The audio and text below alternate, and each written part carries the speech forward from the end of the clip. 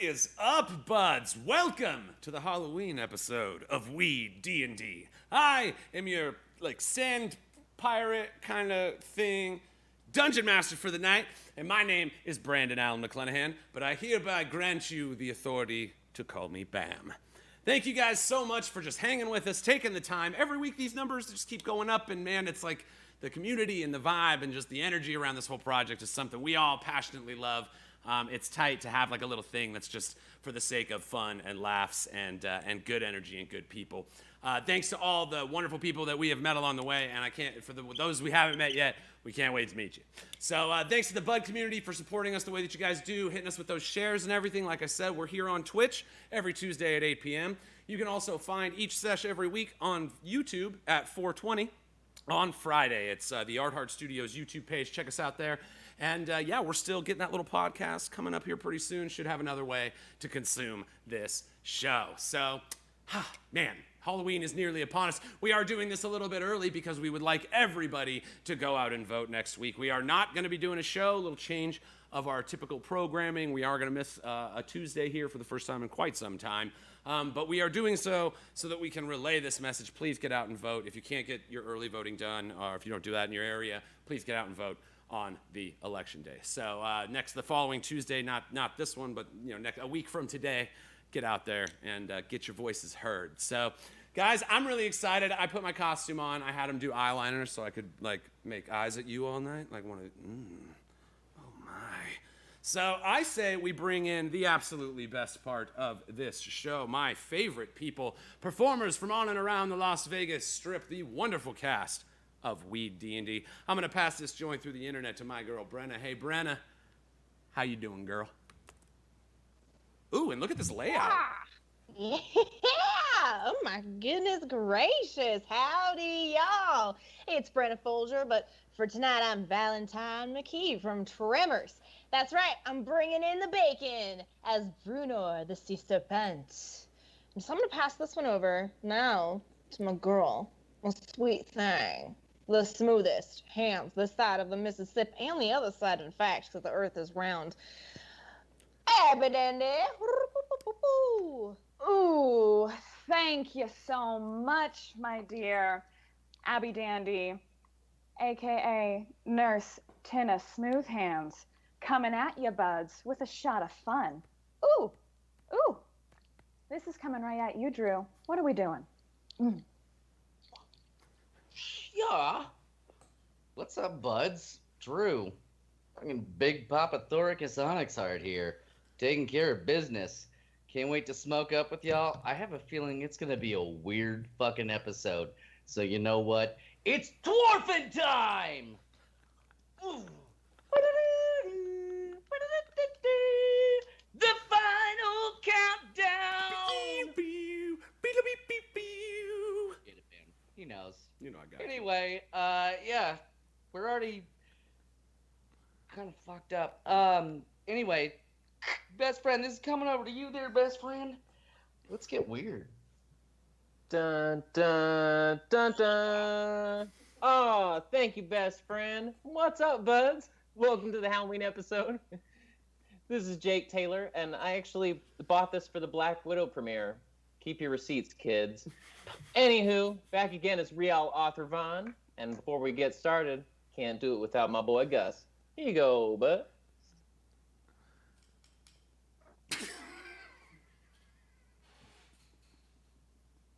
Thanks, Jake. I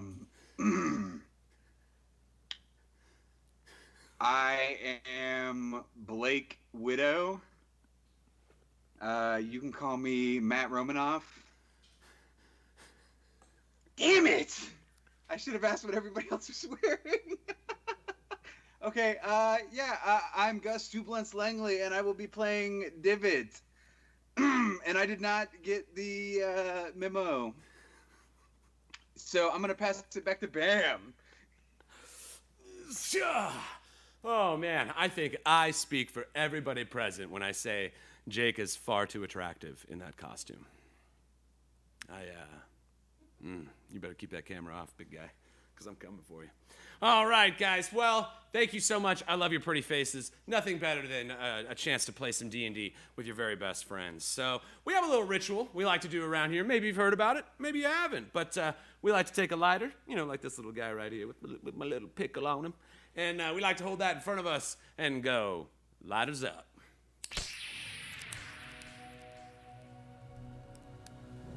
Let's play some fucking D&D, guys.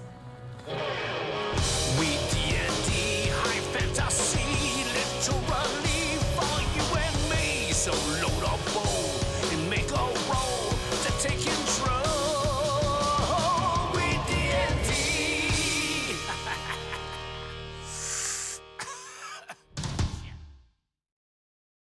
Ooh, gosh, I love that intro. Sandy Stein, brilliant, sexy man. I'm into men tonight, guys. It's official. All right. If you guys will all please allow me to set the mood.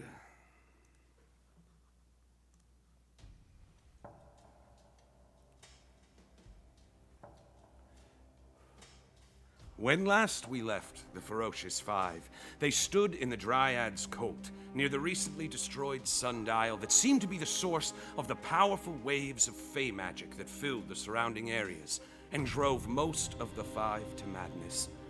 'Twas the magic of Divot that brought destruction to the artifact and instantly cut off the surrounding fey creatures from the source of their powers.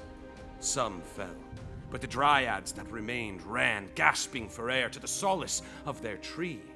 Once fused, the trees came to life as the massive treants gathered to protect their cult from the intruding heroes. All of this brought to life by the presence of the child Esmerelda, who was found before the cherry blossom tree by the half-elf Kumal so many years ago.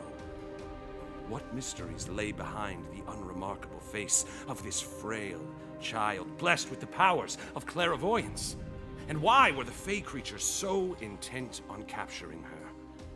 We join the Five now, as the trees groan in great anger, their faces turned upon the Five.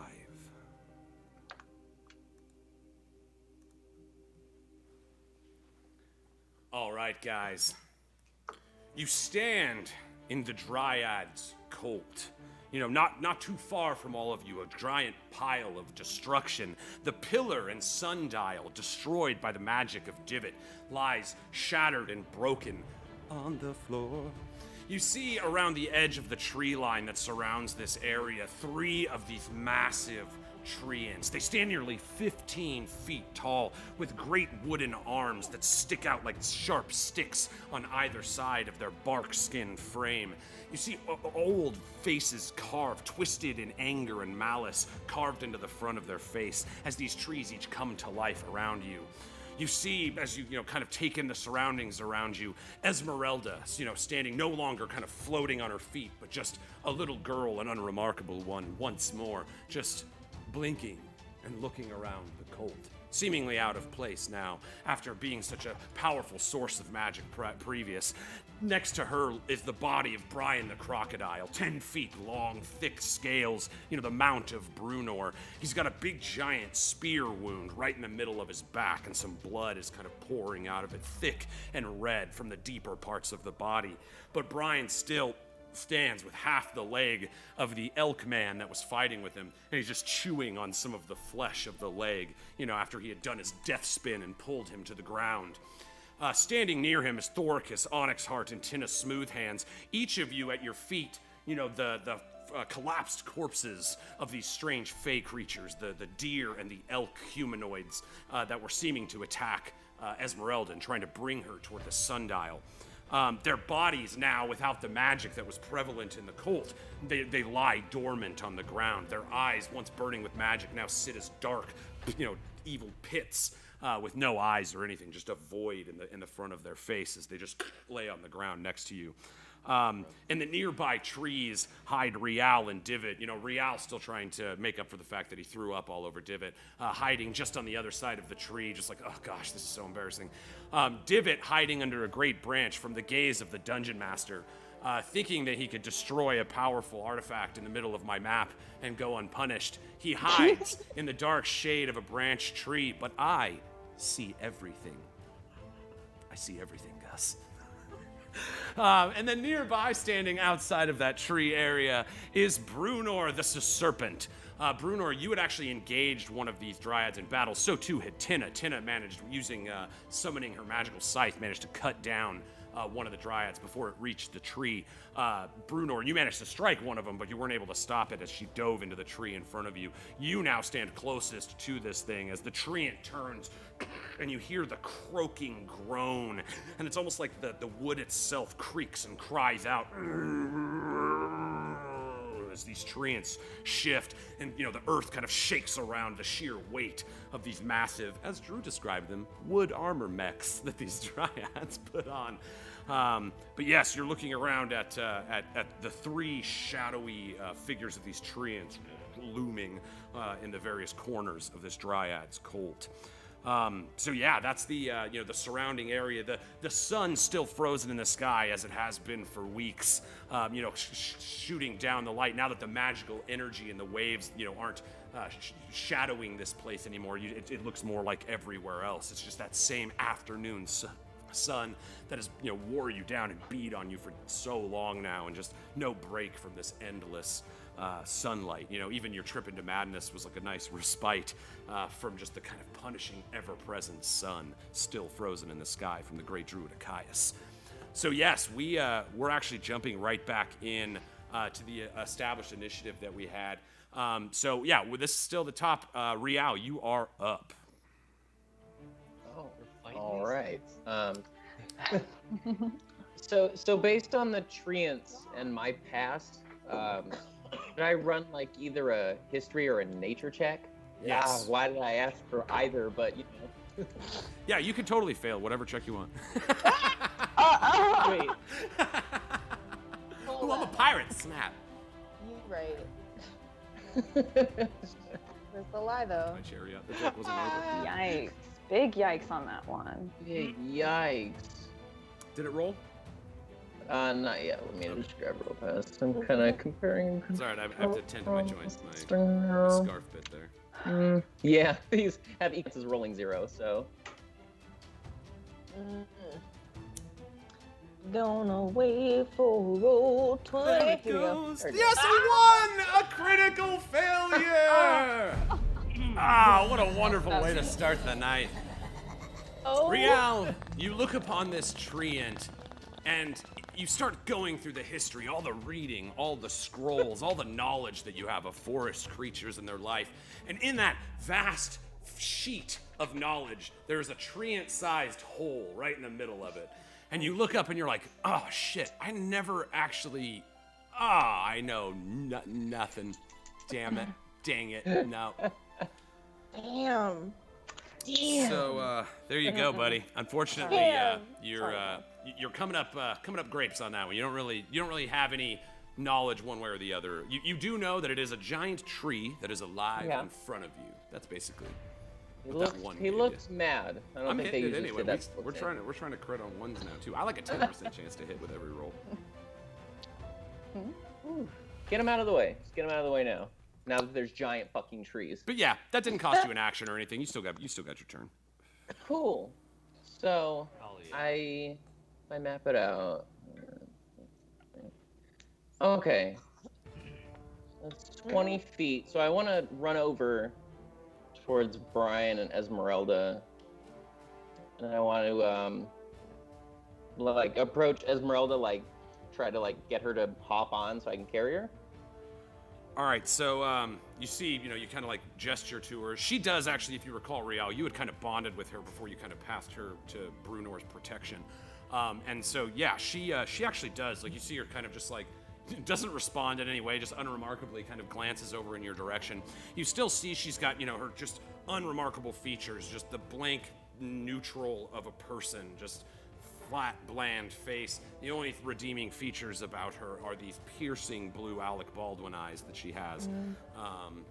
And yes, so she looks at you, and you see kind of like in a soft focus, her pupils dilate as they look at you. So she's clearly responding to what you say, and you gesture her over to you. And yeah, she just steps directly on the back of Brian and like right onto the hole where the spear is, and you just see her little like bare foot just step right into the blood, just like completely oblivious to the situation or the surrounding. You see Brian kind of like shakes his back, and his big massive crocodile frame kicks up a little bit of dust in the mud as his tail whips, but again he knows his job is to protect this child, so he doesn't bite at her. And yeah, she steps over and hops on your shoulder. Okay. She has bare feet? Unremarkable, but bare feet. B-E-A-R. What have you done? I didn't do shit. All right, so we all heard the augury prophecy, nice prophecy that the cherry tree said like, save my daughter. Correct. So I think I still have 2 little movies left, 2 about there. I think there. Black Widow's got plenty of movies left in her, bro. I would, Well, dude. that's I'd buy that so. ticket tonight, bro. And her less attractive twin brother Blake. Blake. The buddy comedy we didn't know we needed. Blake And the Widow, spin-off Black movie. Widow, Double Widow, plus Blake. Double widow. The action. Double the widow. Black Widows. They're in Mexico. Oh. Ah, Huge Gypsy Kings, the song from Desperado. Blah, blah, blah, blah, blah, blah, blah, blah, blah, blah, The blah, best song blah, So now I'm scared. the Green Ranger, he don't mess around. blah. He stopped. Oh, He stopped using the dagger. Yeah, yeah. More efficient. All right, Tommy. So we were playing D&D. Yes. Oh, yeah. Halloween!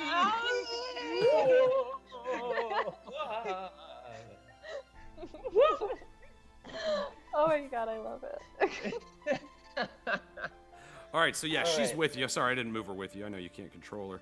So yeah, Rial, you feel her kind of, not very strong, just weak little arms kind of wrap around your back. She hops on your back kind of like a backpack, just kind of hops on, and you feel her little legs kind of tighten around your waist a little bit, but she's clinging on to you. Like a normal backpack? Yeah, No, an unremarkable like one. like an unremarkable one. You wouldn't even know I had a backpack on. Yeah, you barely. Like a Like, jam slap sport? me on the back. Strapping it though?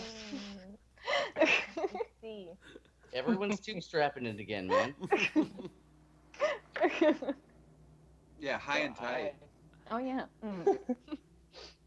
I've got her as a boring little backpack. So I want to cunning action dash towards like the path where we came from, like with all the movement, all 30. But can I shout back to my friends like, back to the tree? I saw Divot's magic there, and I don't know, there's some spooky shit in this Feywild. Yeah, Back yeah, to the absolutely. tree. So I don't want to give you a huge penalty because she is pretty light. Just give me a strength check real quick, or an athletics check, just to see, you guys are at the end of a pretty arduous sequence of events. So just, if you pass, we'll make it a real easy DC 10. Perfect. With a 17, you pass. So yeah, you get your That'll full do. movement there, Rial. That'll do. Good enough. Good enough. We made it about there, and that's all I got. All right, to so go you end, you right kind of next start to the running tree. through the trees on either side, and you can see kind of looming up above the trees above you the top of the head of this treant that currently seems to be paying attention to Brunor. This is the one that was the dryad that she actually had struck. But yeah, it doesn't seem to turn its attention toward you. But yeah, if you're right there, you are good. Well. Wow. Wow. All right, Thoricus, you see as Rial puts the unremarkable child on like a backpack and kind of runs off, screaming at you, back to the tree. and running up this path from the way that you guys had come to the east. Okay, what does that mean? Back to the tree. What tree? They're all trees. Dude, there are so many trees here. What the fuck are you back to the tree? You mean the cherry blossom, peach blossom ish tree? That one? Pink Peach with the cherry blossoms? Well, I'm right there near him, so I'm gonna be 10-4. So I see. Yeah. Oh, that he's one. The Okay. cherry blossom tree, the one with the face, Thoricus. Look at all these There are trees currently with 3 other faces ones on with a them right face. now. You can understand why I'm confused, right? There's like Yeah, a bunch of okay, trees with okay. faces now. Okay, the first one. The I'm first sorry. Are you guys talking about the unusual amount of trees around here that have faces? I am. Yeah. Yes, You thank were. you. Or I just think, oh, cool. I just wanted to make sure. I thought I was the only one that saw all the faces on the trees. The first one, I think he meant. Okay, yeah, the first one. That makes sense. Yeah, that checks out. Okay.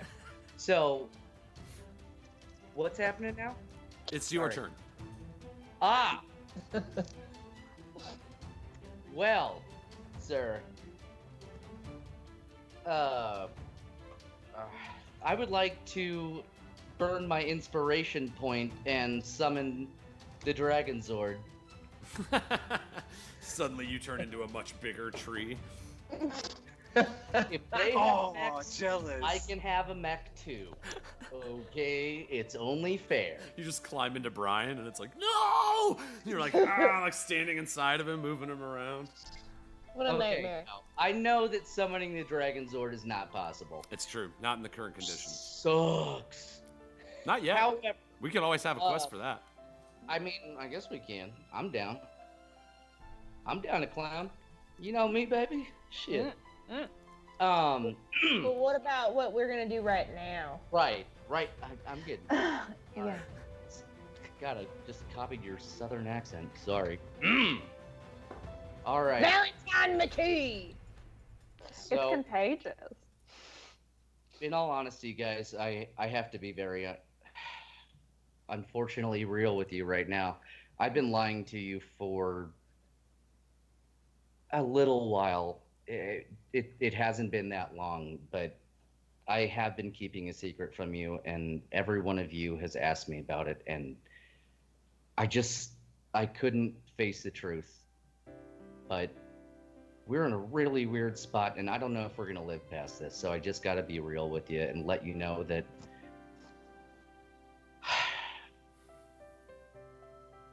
oh man. Like, I'm with you, bro. I've been Yeah. carrying this dragon penis around with me the entire time.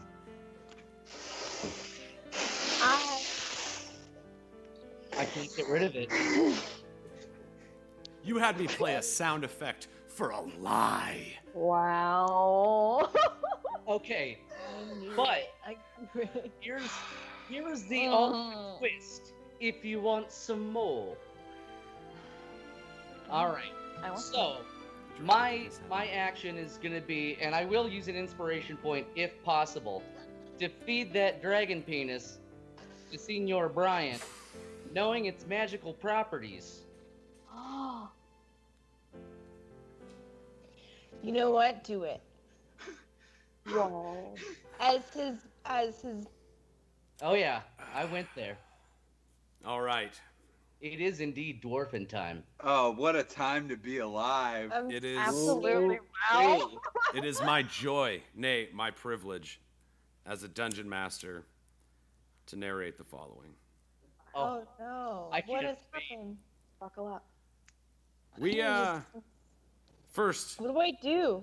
camera zooms back to the city of Esmerelda as Thoricus pretends to place the great dragon Harnax's penis into the ballista and shoot it into the lake, tricking even his dungeon master.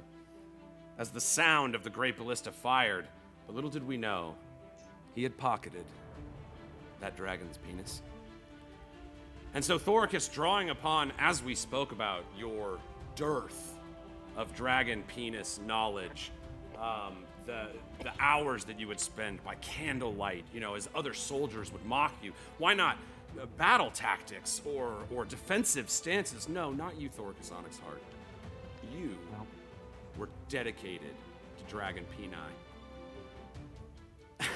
And it is for that with this use of an inspiration point, I'm with you, bro. You see, Brian, as soon as you pull this artifact, this doozy, this solid, average, respectable green dragon's penis out of your pocket, immediately Brian, like a connoisseur, spits out the leg he's chewing on, like rinses with a little nearby puddle of water to cleanse his palate, so to fully, properly enjoy this dragon's schlong. And he looks up at you, and as he turns, some of the water that he had just drank majestically trickles off as a beam of sunlight hits upon his happy face, as you, like a trainer to a dog, toss this magical hot dog into the air.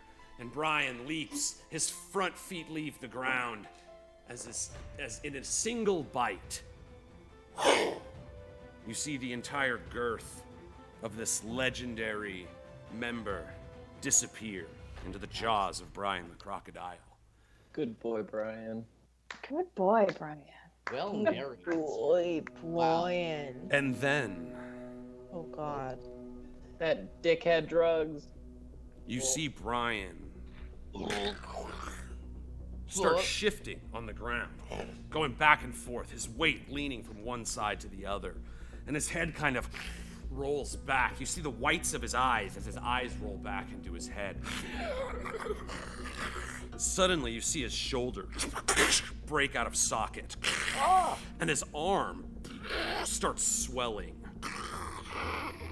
growing nearly twice the size. The other shoulder breaks out of place as well, and you watch as the mass of Brian the crocodile begins to grow. And from his shoulders, where the fake dragon wings, the raggedy old wings, are hanging, sprout 2 green dragon wings. And you see Brian's eyes, they roll back down, now more cat-like than reptile. You see he looks around, and the wound on his back seals up.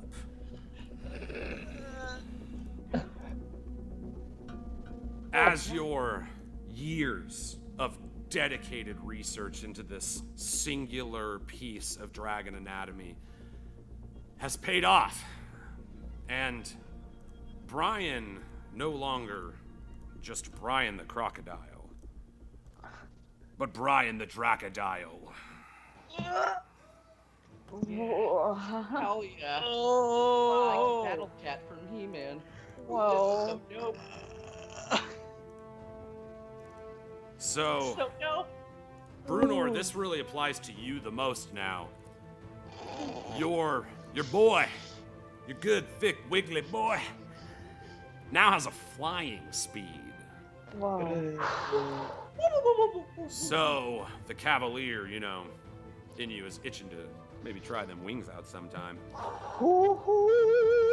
But yes, the use of a powerful item indeed, Thoricus. If you were a collector, it would have been the key piece of your collection, the one you would save to show for last. But you decided to give it to Brian, who admittedly has not leveled up with you guys, as his small amount of hit points don't really match with some of the big swings. So yeah, we're gonna be leveling Brian the crocodile up. Wow. And so yeah, he I'm just gonna adjust some things on his token. We'll have something really cool for him next week. But I'm just gonna update his stats real quick. Thoricus, you can go ahead and do the rest of your turn. I would say that would be your action. That was but a you still have fucking bonus to ride. move if you Yeah, want. that was amazing. My heart stopped 3 times. I did not think that I would be describing that when I woke up today, and I didn't think I'd be over here like, damn, I should have ate that penis. Hey, Gus, we've all been there. The night is young. Happy Halloween. Halloween. Why didn't I eat that penis? You trick or treats. Yeah. Okay. All right, yeah. So he's up to a nice 36 hit points now. Damn. More than me. No big deal. Quickly. And Oh, a 14 armor class. My boy. Oh. And he has a my flying boy. speed, 30. His flying speed matches his movement speed, but he can fly at that same speed. Oh my god, Oh, I yeah. cannot wait to do a kickflip on him. man, that's gonna be dope. All right. I'm Sweet. going to do a manual over the moon. Yeah, let's live long enough to do that. Oh, right. You're right. Gnarly. That was. I mean, I don't like to toot my own horn, but That was beautiful. that was Toot, pretty dope. Toot, man, Frank. That was beautiful. Toot. I was privileged to be a part of it. You, bro, you Yeah. were the fucking puppet. You were the, not Geppetto. Yeah, not Geppetto. What is Yeah, it? Yeah, Geppetto. Geppetto, yeah. No, he was the puppet maker, the Stromboli. Oh, yeah, puppet yeah. Stromboli. The delicious Yeah, Italian. one of meat. those. Mm, One of them things. yummy. Cannoli. Yeah. Yeah, tortellini. Yeah. Thank you for saving my boy, our boy. He's our boy. Yeah, But none of you have ever he's your seen boy. this type of beast. The frame of him is like it's like the bad guy from Donkey Kong. What was his name? Cool. King He's like K. a, Rool. yeah. Oh, King Yeah. K. Rool, King K. Rool. yeah. He's like a Yeah. buff-ass crocodile now. Most of his body is God. crocodile. The face, still the long, narrow nose of a crocodile. Yeah. That's the Damn. only real feature about him. And he's jacked. Like it's like he just went and put up weights Is for like he- 5 years. But he's And much I- stronger now, much more muscular. And yeah, he's got himself some little. I mean, they're not massive, but they're little. They bend at about 5 foot. So if their full strength or length would probably be 20 feet or 10 feet on either side. So it's. But they Nice. bend up and bend kind of behind him the way that a green dragon's does, where they kind of like lean forward and the wings come off the back shoulders. So he. You guys have witnessed a Pokemon level evolution in this moment. And awesome. here he stands, Brian, the Dracodile. Brenna, he's Trogdor. Nurturing the countryside. Oh, but my boots would be really cool, like robot boots. Smash the gadgets! Can't wait. That's amazing! Oh God. This is brilliant! This is why you guys are my So, friends. I love you guys so much. Everything about this This is great. show's really got it all, man. Yeah. If you're looking for dragon penis related content, we got you. Yeah. Who thought that after talking about dragon penis for that long, we'd be this happy? I had checked your inventory. I'm not even gonna lie. I had checked your inventory to see if that dragon penis was in there. But I'm giving you the plot armor of that item. Like it was too powerful for even I to see it. So yes, Thoricus, you actually still have your bonus action and a move if you are so inclined to use them. If not, it is Divot's turn. Would I be able to use my bonus action to also remove the battle armor that Tanara and I had prepared for Brian? So It's, that because it is so basically. So here we go. We flash back once more to the city of Esmerelda, and you I didn't get see to the give hot Brian forge. The cloud of smoke, the waves of heat coming out of the forge. As you all just kind of assumed that some nasty was happening. What? Thoricus had actually come to me with this idea of building barding for Brian, giving him some armor. And I like the idea, and we're kind of working with them, creating the other items for everybody. Unfortunately, I would say Thoricus, now that we've given it away, it would take a while to put on. It would be just like putting on a full suit of armor, which takes like a number of minutes. So, as far as combat terms, that would be like a ton of rounds to get him into his armor. But yes, you do have it. You are able to put it on him, but it would follow the same rules as heavy armor. I thought we were friends. Thought we were friends, and it's it's good. I gave you the dragon penis thing. It's Brian's got good wings. that I I invented a got- word, oh my God. dracodile. No, Like, seriously, brother, that was Yeah, what do you want from that me? Gave you that pretty solid dope. dick. You can't really be mad about the armor. seriously. One of our boys ate a dick, and we're like, yeah, That's yes, support. of course. I see this that's as what an happened. absolute That's win. support. Yeah, so So it takes 10 minutes to don heavy armor. Damn it. But how long does it take to dong heavy armor? Well, it's easier to get out of. You can doff it. If you doff it, it only takes 5 minutes to get out. You know, Ooh. you can get out of that armor like a squiggly Ooh, little let me fish. doff this real quick. Just give me 4.5 more minutes and then 5 minutes. I'll be Let me right just there. doff into something more comfortable. Lots of buckles. Here's an idea. I have so many knots. 4 Everything's minute tied in armor. knots. Huh? 4-minute armor.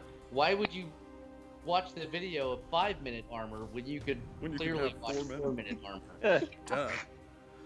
All right, Thoricus, what's up? You doing anything else? Well, I can't do that, so I will. I guess you said I have a move, right? You still have a move, yeah. Yeah, and you're not in the threat range of anything, so no attack of opportunities or anything. Oh yeah. So 1, 2. Oh, wait, no, we're. I'm sorry. Where was I? I was right here. Yeah, you're right, Ryan.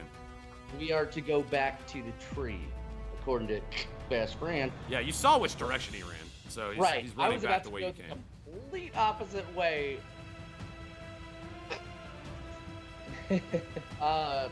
Yeah. All right. So, let's. I trust him, and he's got the normal one with him, so we got to protect her at all costs. So yeah, I guess I'm gonna run. Can I get there? No, wait, that was too You have far. 25. Right, I'm right there. Yeah. Cool. Perfect. All right, so Divot, you're up. You know, you're still hiding in the tree. You feel like a million eyes are watching you at the same time, and you better be real careful about what you do this round. I'm just kidding. I'm just kidding. I don't care. I'm just kidding. I absolutely love what you did last week, Divot. I just want to make you scared. Like David just chills like in that one spot, doesn't really do anything. But yeah, you Real stand in the quiet, tree area, you know, where you had hidden when the first round of kind of chaos had gone off. So there you stand. You see Rial run by with Esmerelda. You see as she just kind of like slowly turns her head and looks directly at you, unremarkably, her face unchanging as they trot by. You do see, you know, as you look up above the tree line where even you're under the tree, you see the top of this one treant right here kind of staring down Brunor. What do you do? Okay, I can see that tree though. Yes. Okay, well, I didn't really mean to do exactly what I think I might have done, but I'm gonna roll with it. I've gone way too far to not just act like this is what I wanted to do. So I want to send a message to that tree and All right. I will cast message just so everybody, whatever. But what I want to say is, I'm like, we seek no enemy, tree.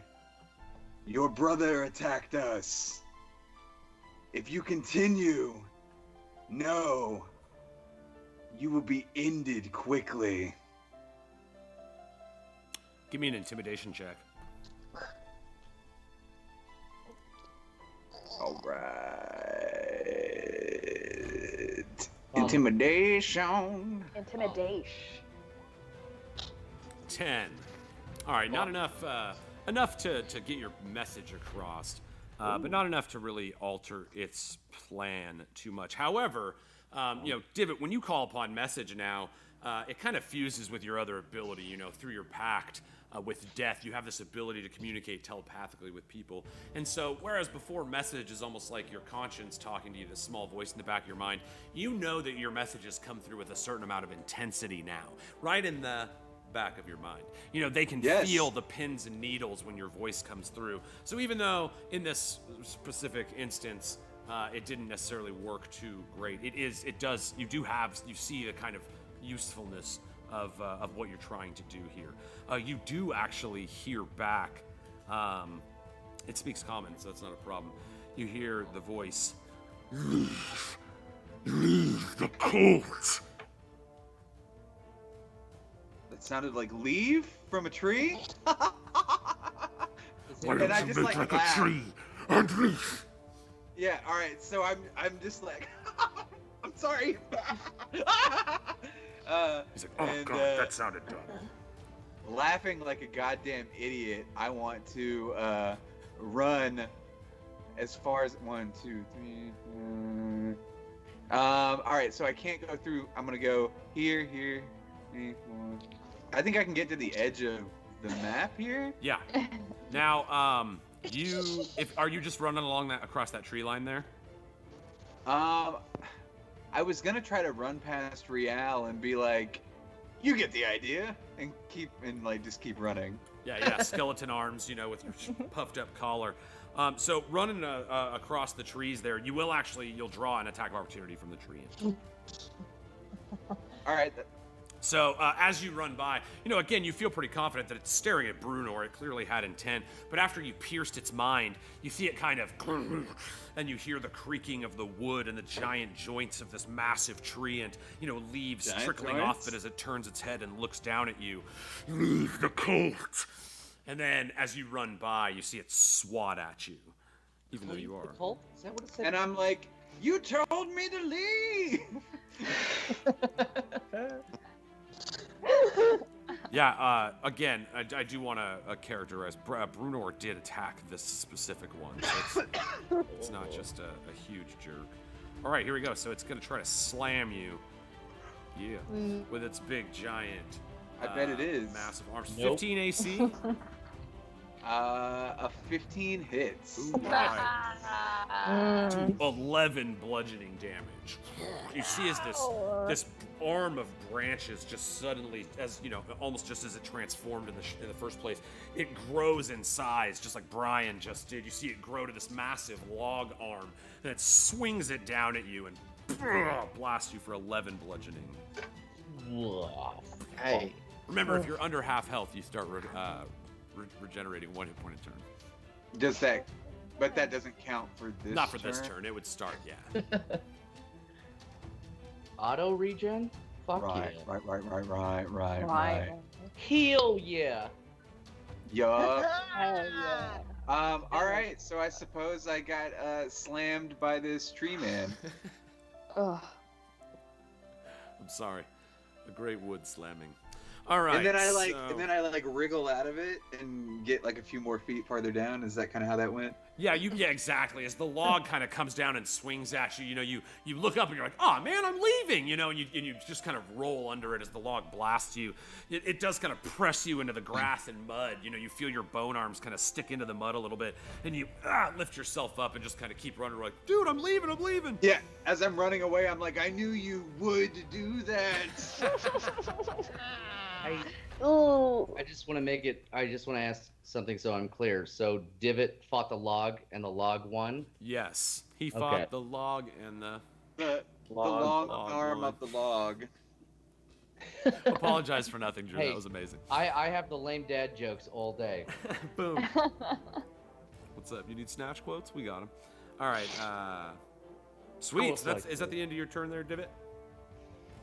Yes. Brunor, the serpent. You're looking past the tree line at the transformed Brian. He still has the same puppy sweet face, though, even though his body is jacked and monstrous now. It looks like he's been juicing for a couple years. And you see the wings. He's still kind of like trying to feel them out. You don't think, he might not know exactly how to fly yet. But he's suddenly aware. You see him looking back all kind of surprised at the wings that he has. And then you see him like he did at the fair when he was pretending to be the great dragon. He like points one leg out and he gets all serious in his little face. And you see his wings like flap and then push back as he kind of strikes a little pose when he notices you looking at him. That's my good boy! My good boy Brian! Yeah! Look at you! Handsome! You're just a handsome boy, yes you are! There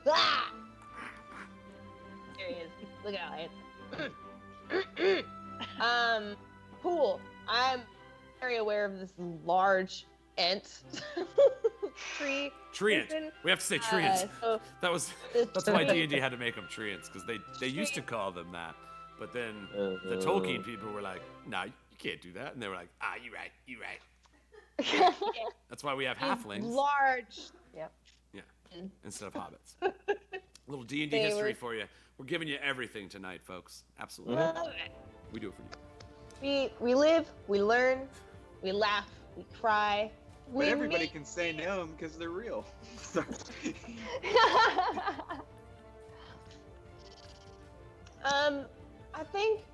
I think I want to try to walk away, like back away this way to kind of make my way back over to Brian. So yeah, you're again, you're a battlefield, you're a fighter, cavalier fighter, but you are a fighter by trade. You see this moment of distraction as it strikes this divot as your perfect opportunity to just like bounce out without it, swinging that massive log at you. Hell yeah. Hell yeah. I'm just gonna make my way back this way. Inch my way back. All right. Yeah. Yeah, it's about 25 there. Now, if you don't want to use an action, you could use your action to take another move if you were so inclined. I mean, unless you want to. Yeah. Can I do like a sick, nasty backflip and land on Brian's back? Yeah, I mean, I'm gonna need an acrobatics check. Yes, Hell yeah. As in full plate armor. Oh. Yeah. Oh my gosh. Oh, I know. I just want to give it a go, Hey, I'm here to make it either epic or hilariously terrible. Awesome. Okay, so I'm gonna be like, I'm backing up, and I'm like looking back at the tree guys. And I'm like, I'm good. I'm out. These are real big uns. I'm good. I'm fine. And then I go, hop, and I try to do a flip. Boom! A 19! Heck yeah! That's good enough. So, in this moment you look, and it's like that, like, na na na na na na na na moment, you two running across the grass at each other. Brian, his big thick arms but baby face just kind of trotting through the grass and mud at you as you run and do a little back handspring. You see the wings of Brian flip out wide, and before you land, he flies up underneath you. And your feet just land, and you're kind of set in between the wings and the shoulder blades of Brian the crocodile. You instinctively, you know your friend so well, you know his movements. As he kind of starts trying to figure out how his wings work, you expertly just hold on as he kind of starts flapping and flapping. And yeah, you guys kind of just like in this moment are just kind of in a cyclone as he tries to figure these wings out. Your weight too, that flying with a full suit of armor. Yeah! Woo! Yeah! Yeah! So for 6 seconds, yeah, you hold on. But yes, as the mighty frame of Buff Brian, the Dracodile, begins to kind of flap his way around in the air, learning this new form of movement, you kind of set yourself, you feel where the right groove is, where you can hold on at the neck, and you can kind of steer him a little bit with your legs, the cavalier training, born to ride. You instantly start kind of like adapting to this new type of mobility. Oh yeah. Oh. Hell yeah. Dope. Ah! I guarantee you, I'm gonna immediately when this is done, I'm gonna call Vlad and I'm gonna be like, I need Brian with dragon wings. I need it. I don't have him. I was gonna show you Boy, the Brian. Brian. picture. All right. Good boy. Man, you guys are doing cool stuff tonight. Okay. So yeah, you're flying on your boy Brian. Flying, Brian? Flying Brian. Flying Brian. Yeah, flying Brian Pillman. All right. So that's actually that. Unless you want to use a bonus action for anything, Tynna, you would be up. I'm good. I'm flying. I'm flying. I'm flying. Ooh, yes. All right, so I hear Rial's call for us to leave the cult, and I certainly don't want to lose eyes on him with how suspicious of him I've been recently. So I want to. I'm staying. No.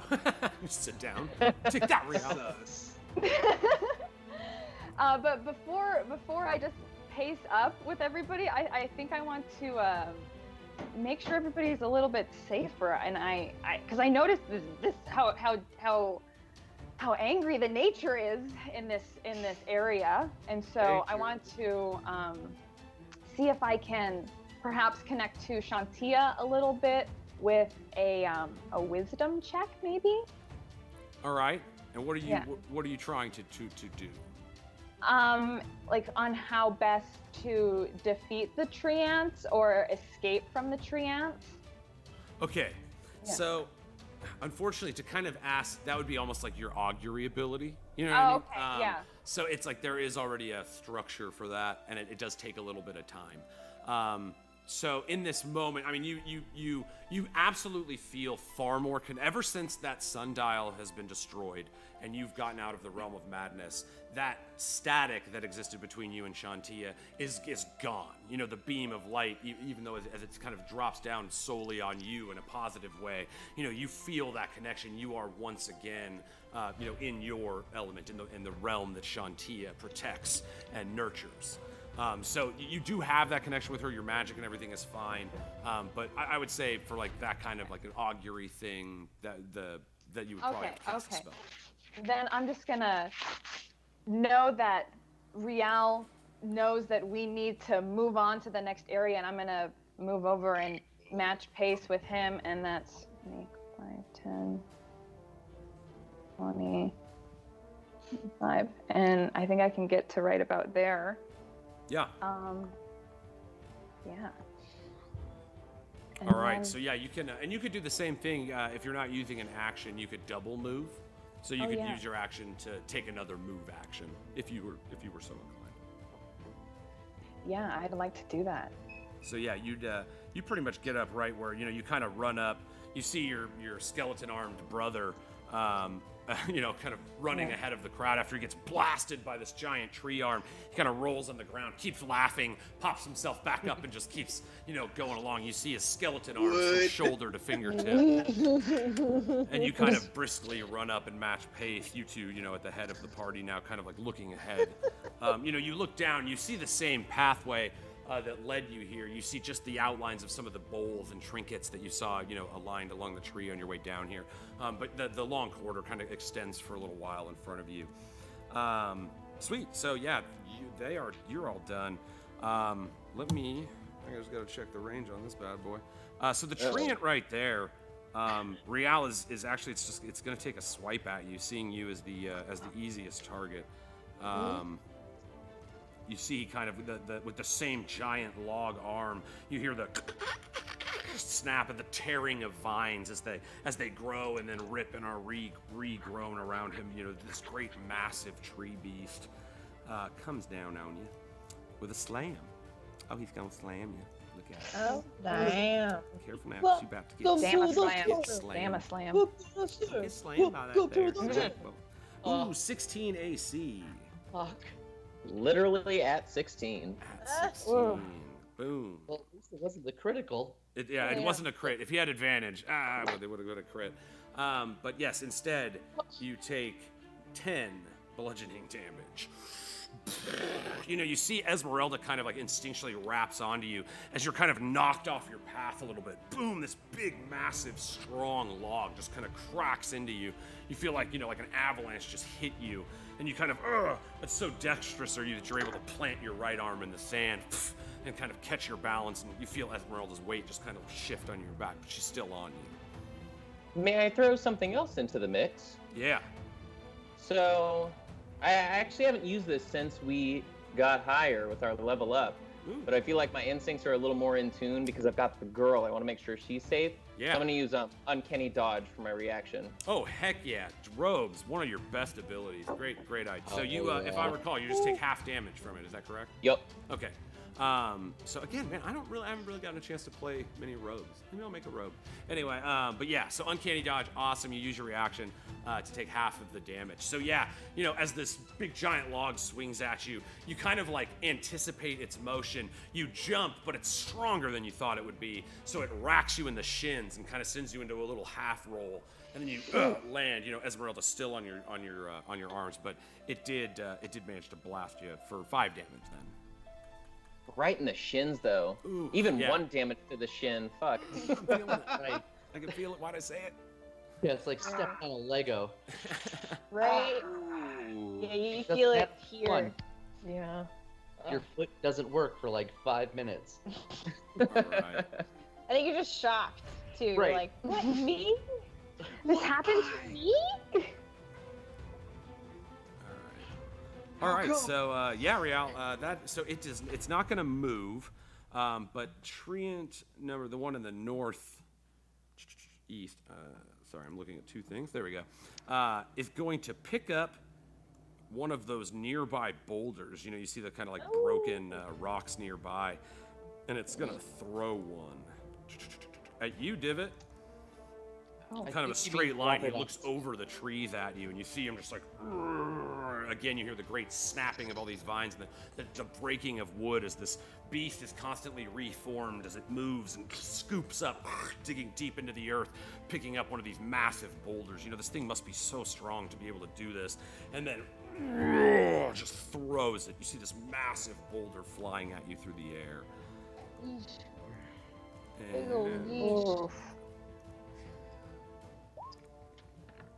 rock. Damn it. Ooh, 18 AC. That magically does not hit this time. Whoa! Yo, Divot, you got shield or something? You might want to use it. That's a lot of No, I do not. Wait, let me check and see. I don't. Okay. But let me look anyway. Always worth Maybe it'll another be there. glance. I don't know. Maybe it'll be there. You never knew. Wait, I did just he can't have remember. It's such a good bardic spell. inspiration from before or something like that?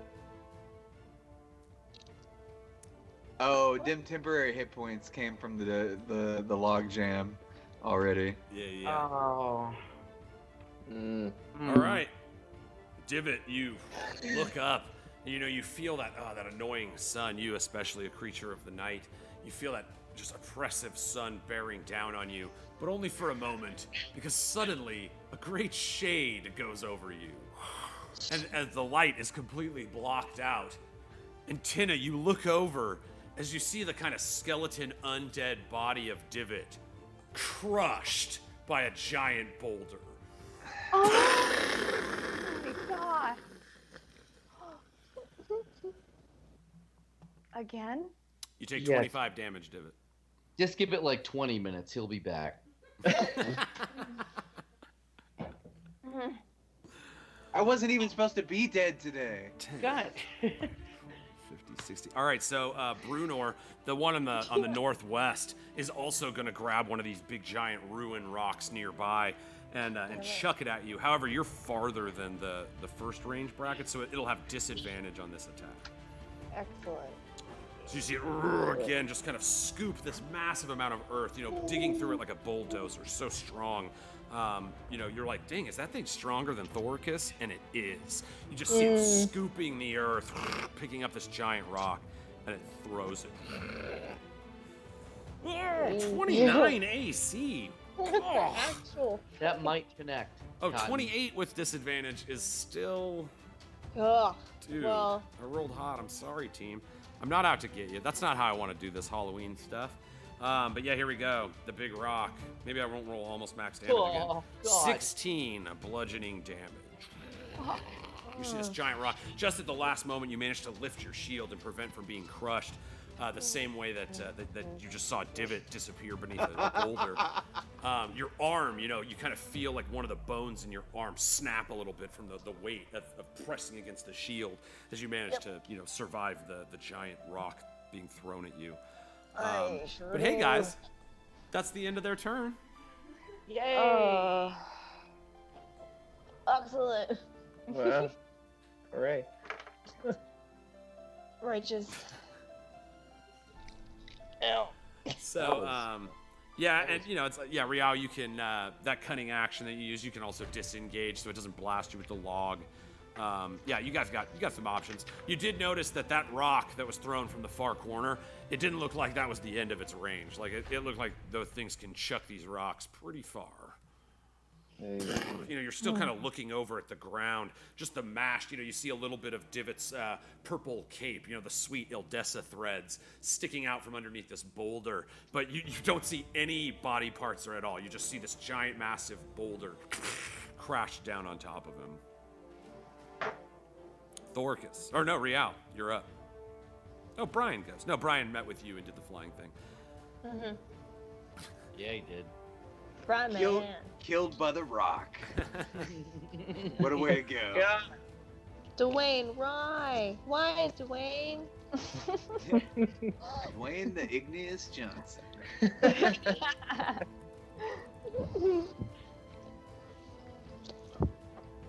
That was actually the dragon penis's name, just so you guys know. Dwayne the Igneous Johnson. All right. Well, I'm done doing massive amount of damage to you guys for the immediate moment. Oh? Rial. That's great. Rial, boom, there we go. So you are, it's your turn, bud. You look up at the big giant tree, kind of staring down at you. Being a man of the trees, you do sense a little bit of relief that you guys are moving out. You know what I mean? Like you see it not, whereas before it was like swatting at you kind of furiously. You see it kind of looking at you as you guys pass, the giant log arm kind of suspended in the air. So you are a very knowledgeable man. Maybe not specifically about treants, but tree things, tree matters. You do notice that there seems to be a sense of, now that doesn't mean he's not going to squash you if you try to move away, but you do sense that. Okay. Hey, I'm boys. absolutely gonna disengage him first and foremost. All right, utilizing Hey. your cunning action to disengage, he can no longer take an attack of opportunity against you. Jake, did you do your nails? Jesus. My man, No, it's the legit. dedication. It's legit. And you did this all yourself. Oh God. Yeah, did I you do did. your own makeup, Jake? Good. Yeah, I did. Yes. Good. I love it. Attaboy. Oh. A real man does his own makeup. Couldn't do yes. without y'all. All right. Rial, although it is your turn, you disengage and you kind of like brace yourself against the swinging. You look at where the log would be and you're like ready to dive out at a moment's notice. So you're prepared to react. It won't be able to hit you with its AOO. What did you want to do? Man, just so much has happened that I'm still taking in, and I don't even understand what these tree things are. It's the chapter I skipped. You're like, dang it, T. What was on T? Ah, that I page rolled a was missing. fatty with that page. Yeah, exactly. you're being a high elf. But so with You everything rolled up going some on- trees. That's great. All right, yeah. I think everyone at least heard me. I can sense everyone's kind of following back, and so Divot got squished. Yeah. I'm still a little confused about Divot. The last time I saw him, we can always come back for him. We're gonna have to get this boulder off him at a better time, so I'm just gonna keep moving. All right, you kind of squat. You throw you feel Esmerelda kind of wrap around you. Oh, doggo attack! It's a window. All right, and yeah, you still have a move and you still have an action. So if you want to double move, you can just take off down that grass pathway there. I'm sorry, Divot. I only have a 2d4, and these motherfuckers ain't gonna let up. I love you. So I think I'm running off the map at this point. Yeah, you disappear off the map. I apologize. So I'll just kind of you just be boop. When you run off the map, don't you have to roll for treason? Oh. Yeah. Ooh. Tonight, No, you just you get guys the are snipe fun. for the rest of the round. All right. I can't lift the boulder, guys. The trees are just gonna throw more. Yeah, Rial, you kind of run over and place one of your hands The on the mountain is boulder. made You just of feel, I mean, boulders. it's massive. You know what I mean? Like it was such a strong creature that was able to do this. Your high elf body just does not possess the strength to lift this boulder all by yourself. and you kind of feel the Esmerelda tighten around your shoulders and waist. You look forward and you're like, I gotta go, and you start taking off, running down the path. Plus those nails, though, girl. You nailed it. Double move out of there. Thanks, best friend. You got it. Thoricus. That's a big jam for It's you're up, and you look down the pathway. You see these boulders being thrown.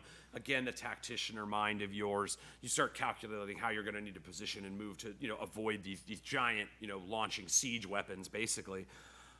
And you look up past Tynna and the crushed divot as you see Rial like running down the road. And suddenly, you see the head of Esmerelda snap 180 degrees. Bro. And you watch as her arms and back break as she peels herself off of the shoulders of Rial Othervon. Oh my God. Folds backwards and lands walking upside down like a spider. You see her unremarkable head just hanging down as strains of black hair just string upon her white face. Rial, you look down. She looks up at you. And that's where we're gonna come back from intermission, guys. You know I'm single, right? I have to sleep alone. Spooky, scary, normal girls that walk I don't have any on their pets. back ends. All I have right. no pets, you motherfucker. All right, it's spooky time. I gotta be a little spooky. I'm being spooky tonight. Don't forget, Bud's watching. Again, we're gonna be right back. We just take a little 10-minute intermission, hit the bathroom, hydrate ourselves, and get ready to come back in and rock it right. I actually have to roll another joint. I highly underestimated the amount I was gonna smoke tonight.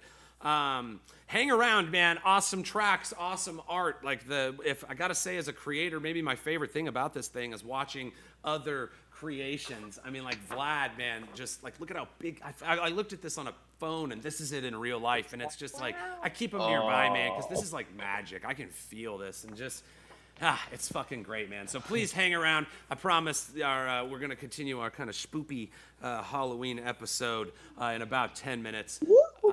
Please stick around.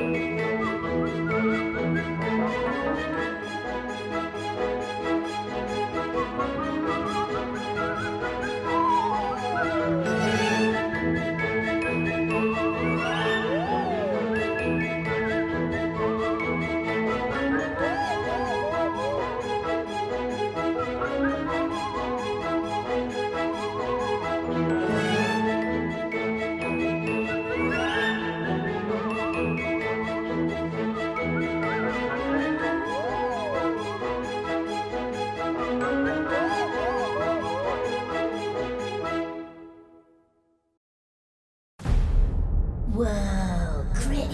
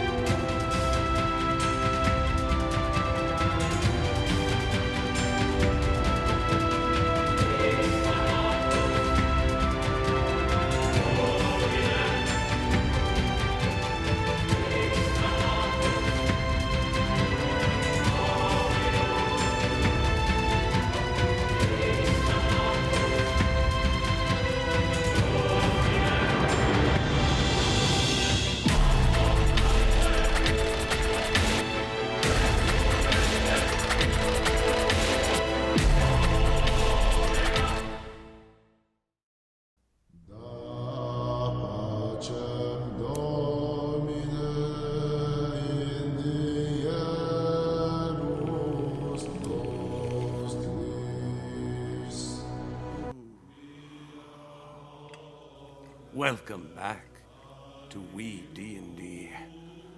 When last we left the Ferocious Five, they laid their eyes upon a frightful horror, as the body of the child, Esmerelda, fractured and broken, bent into the form of a spider. Walking on its wrists and hands, back broken and arced, Real Othrivon looks down at the piercing blue eyes that Esmerelda once had, and they now are stained like black ink and stare at him with a hollow emptiness. Sorry guys, I don't think I could do that voice that long. So yeah, holy shit. Guys, you're looking around, you see there's a boulder and it's freaking squashed your man Divot. Just the small golden tassels and purple extravagant fabrics of that fly Ildessa coat of his pumping out the bottom, but no sign of neither blood nor flesh. Thoricus and Brunor, you guys are still kind of in the Dryad's cult. You see the looming trees getting ready to scoop for yet another boulder. Brunor, you sit on the shoulders of Brian the Crocodile, who seems to be getting the hang of his new wings. And though he's not, a majestic eagle in the air, he certainly manages to get his big, buff new body around. You feel like you've got enough control over him that you can kind of start steering him as you would when you rode him prior. Thoricus, you kind of, look over your shoulder and you see that's my boy. All it took was one good penis. And you see him flying with his, big giant swollen, like I said, his body mass kind of doubled, and you can see visible muscle outlines, he's jacked now. And these big giant wings, again, almost the way that a dragon's does. It's not necessarily just the physical properties of the wings that make him fly, but also a little bit of magic that's in that dragon blood that's now a part of him. And so, yeah, Brunor, you kind of start feeling this. You look down, you're kind of, say, 20 feet in the air looking, you're almost eye to eye with most of the treants at this point as you kind of lock in your position behind him. But you overlook and you see, Real looking down at this child, Esmerelda, now eyes stained black. You see her screech with all this black, stringy hair that now hangs over her pale white skin as she proceeds to move at an insane speed. Like a tarantula, you see her just hauling all the way down the same direction you guys are headed, but back again toward the cherry blossom tree. But yeah, she straight up is gone. Scatters off. Real, towards the tree? What's that? Towards the tree? Sorry. Yes, towards the cherry blossom tree. Oh, we're going that way anyway, so that's fine. Everything's fine. Real. It doesn't look fucking fine. It is your turn, Real. You would say, again, being the most dexterous, you're used to being the fastest one. This girl just managed to crawl her way across the ground at 4 times your speed. I mean, she was just moving in this unholy, there was a natural negative energy about her as she just kind of dug into the earth and scooped her way quickly off down the road. Weird. Spooky. Am I just really high, or I think my turn's done? I think it's Thoricus. No, you're really high. I'm sorry. Yeah, Thoricus. My bad, guys. I'm a little high. I was doing the hood thing, and it was I was trying to commit to the bit, and I might have missed our turn there. Little Miss It looked cool and it felt cool, so it was all good. There you go. So Thoricus, you see it. You see as like I said, you kind of look over your shoulder and see Brunor and Brian flying in the sky. And you look back down the road. Again, just all these fanciful things. You've seen this rainbow, giant, epic bridge and trees come to life, and yet another day in the life of the Ferocious Five. You look down as the girl, again with great speed, just scurries off down the road. Fuck. Fred Ward from all of the Tremors movies. What should I do? If anybody could help us, it'd be Fred Ward. From all of the Tremors. You should follow your heart. Wise words. Thanks, Fred Ward. You're welcome. The sage Fred Ward, everybody. The sage. Okay. Well, I can't... Wait, can I? Maybe I can? It's 1, 2, 3, 4. No, I can only get there. You could also, you have the same option. You could use your action to take, it's called a dash action. You move your movement speed one more time, if that's what you wanted to do. You Well- are outside the range. You see the log would swing about 5 feet. So if you're kind of going up the middle of the road, you're fine. You're clear of that big giant log of the other tree end. I wanted, well, hey, that's great. I love that. But I wanted to get to Divot so I could kick the boulder off of him and be like, hey, silly bones, get up. Yeah, with your only move there, yeah, you can't quite get to him. He's just one step away from you at 25 feet. Again, it's kind of the hindrance of being a dwarf. ahead, You get the minimum Yep. movement speed. Yeah, Yeah. little twist of the knife. I'm trying to find a boulder Yeah. for you, bud. You know, I tried. And of course I gave yet another thing away that kid. Fuck. All right, whatever. I'm done. Now I'm grumpy. You don't want to use your action at all. What? Sorry. You don't want to use your action. Can he reach the boulder? Yeah, if you use your action to dash, you could get up to the boulder, but that would be you would have now used your action and your move. Yeah, well, I guess I'll do that, and then I'll use my bonus action to be like, hey, lazy bones, I'm about to take this rock off of you, so hop to it or something. To that be build. okay, man. I don't know. All right, yeah, Thoricus, you kind of brace yourself. You know, this is, like I said, He talks these to the grease treants stain. impress even you with their strength. This boulder, to be able to throw it the distance that they have, it requires mighty strength. So, you know, in the moment, even though, yeah, you're worried about your boy, you're kind of admiring the strength. You're like, oh, I thought I'd come over here and throw this thing off. You're like, I got to set on my legs a little bit and get into a squat. You know, you feel your your thick, dwarven, strong hands just slide under the stone, and you're just kind of bracing, getting ready to try to lift. Yeah. Nice, He's Divot. 199 years old, y'all. He's got to stretch first, okay? Yeah. So Divot, the lights, went out after that great shadow landed on you, and this is becoming a little more familiar with like the in-between place than anybody else at this juncture. You're kind of like, oh man, like I'm not at, Death told you not to come back to his door, so you're not really sure what's gonna happen, and you're just kind of staring at this darkness, and you're like, oh man, and then your natural regeneration kicks in. And you heal 1 hit point, but and there's still a giant boulder on top of your body. You're just like, you see barely any light at all except for just the smallest crack where Thoricus's fingers have managed to let a little bit of light in as he's getting ready to brace and lift the rock, but just small little pinpoints of light. You're like, oh man, oh yeah, this giant rock sits on top of you. Okay. Can I cast Eldritch Blast on the rock without hurting Thoricus? So, Eldritch Blast actually would do very little. Unlike Shatter, which has a component that damages non-living things, your Eldritch Energy damages life force. So, shooting the rock wouldn't do. You could try to. I'd probably give you advantage because Thoricus is there if you want to try to push the rock off. You have any of your magic tricks and stuff that you could do. But yeah, unfortunately, just shooting the rock with the Eldritch. I mean, I don't want to say no. If you did like over 20 damage, I would probably allow you to blow it up. But that's a pretty high damage threshold. Yeah, no, respect. You should ask. Should what now? Ask Fred Ward. Oh. Yeah, Fred Ward, with your infinite wisdom. Oh, look, Fred Ward's in chat tonight. How crazy. I think I just figured it out with the accent. I gotta talk like this a little bit more. Yeah. All right, here we go. No, I want to drink it, dude. All right, how about this? I'm not the strongest, but I'm very resilient. So I try to use my bone arms, and I'm like,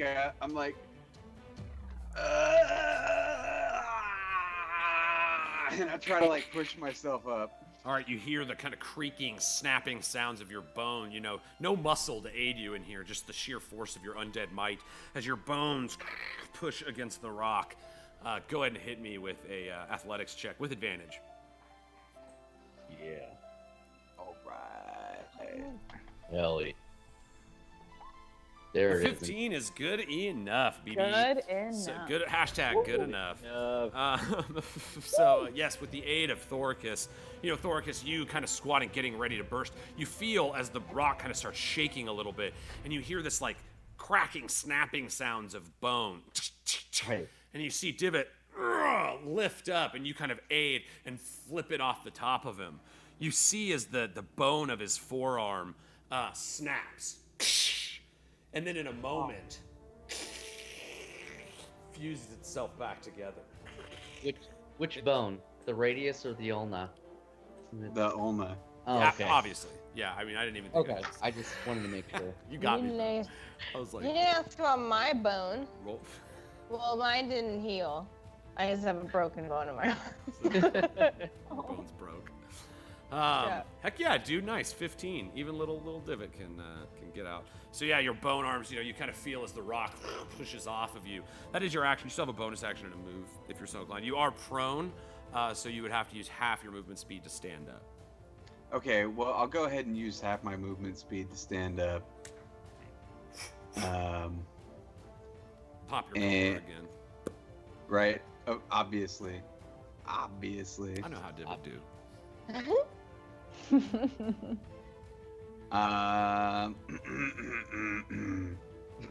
And being dead was hella embarrassing. So I want to make myself look like the fancy embroidered version of myself from before, and I'm gonna cast Mantle of Inspiration. Excuse me. I'm gonna burn one of my bardic inspirations, to use a bonus action to make myself look like I did The before I was Gucci, dead. Gucci Yeah. bone Divot. Yeah. Back to Slick Divot. Yeah, you stand up. Again, so charismatic is Divot, that it's like even, he totally pulls off even undeath. You're still like, man, I don't know. But it's like Jake in his costume right now. Like he's just pulling it off. It's kind of it's like, is this his new thing? Maybe it should be. Maybe we should talk after the show about this. But no, Divot, you pull out a cigar almost at the same time as you pop your collar. Allow me. Slide it in, light it up, and as the light like illuminates your skull, the red skull mask, you see kind of that Gucci pattern go over him again. And even you all, even Tynna, everybody, whoever gets this Mantle of Inspiration is so inspired by his ability to once again just shrug off death, it would seem. Ever the survivor, that Divot. So yeah, Divot, you still have half your move. Who all? Yeah, they get 8 temporary hit points, right? Okay. I'd like to give it to everybody who took that thwomping from the tree people. So that would be myself, Rial.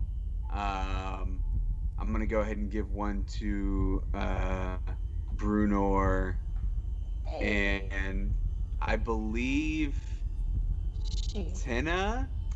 Thoricus is sitting pretty right now. I literally just fucking picked up a boulder off of you, bro. Like you're just gonna leave it. But you're alive as fuck though, dude. No, Look how strong you are. I'm only at 40 hit points. Only at 40, that's more than my total HP when I'm at 100% health. So yeah, Brunor That's a is too. right at the end of your range, but you can reach her. It's 60 feet, and so she's about 50 and up a little bit. But yeah, you get the benefit of the doubt on that one. She's in range. Yeah! Oh, All right, and I stand up, right?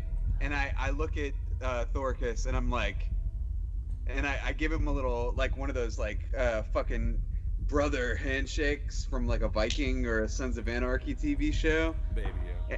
And then I tickle his wrist and like, woo, and run backwards away from him, like as far as I can go. Whoop, whoop, whoop, whoop, whoop, whoop. Yeah. Yeah, you kind of moonwalk 15 feet back. I'm gonna bring you off the map as well. You're out of this area, kind of running off down the road there. So he's back. Divot has once again made it. Remember, if you got the boon, you got 8 temporary hit points. You can also right now use your reaction to make a move. Oh, I already had 8 temporary hit Oh. points from before. What's that? I already had 8 temporary hit points from before. Sweet. Which means you Yeah. didn't need these ones. Yeah, I it would have realized been a that waste. until right now. So Broski, I got you. Thanks, Boo. That was not very Fred Ward of you. Fred Ward disapproves. All right, so who is anybody gonna move? Anybody gonna use that burn their reaction, take the move? If you got the mantle of inspiration, you can do that. Yeah, I want to move as far towards the way of getting out of this place as I possibly can.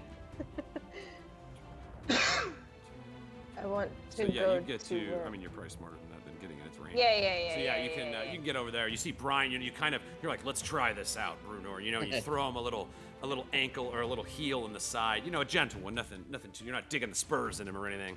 But you give him a little kick, and he kind of just like turns his head. And for the brief moment, you know, just like when you and he would ride on the ocean, you feel that dip in the gravity and you riding him, and it's like riding the perfect wave. You feel as this new, you know, you instantly fall in love with flying.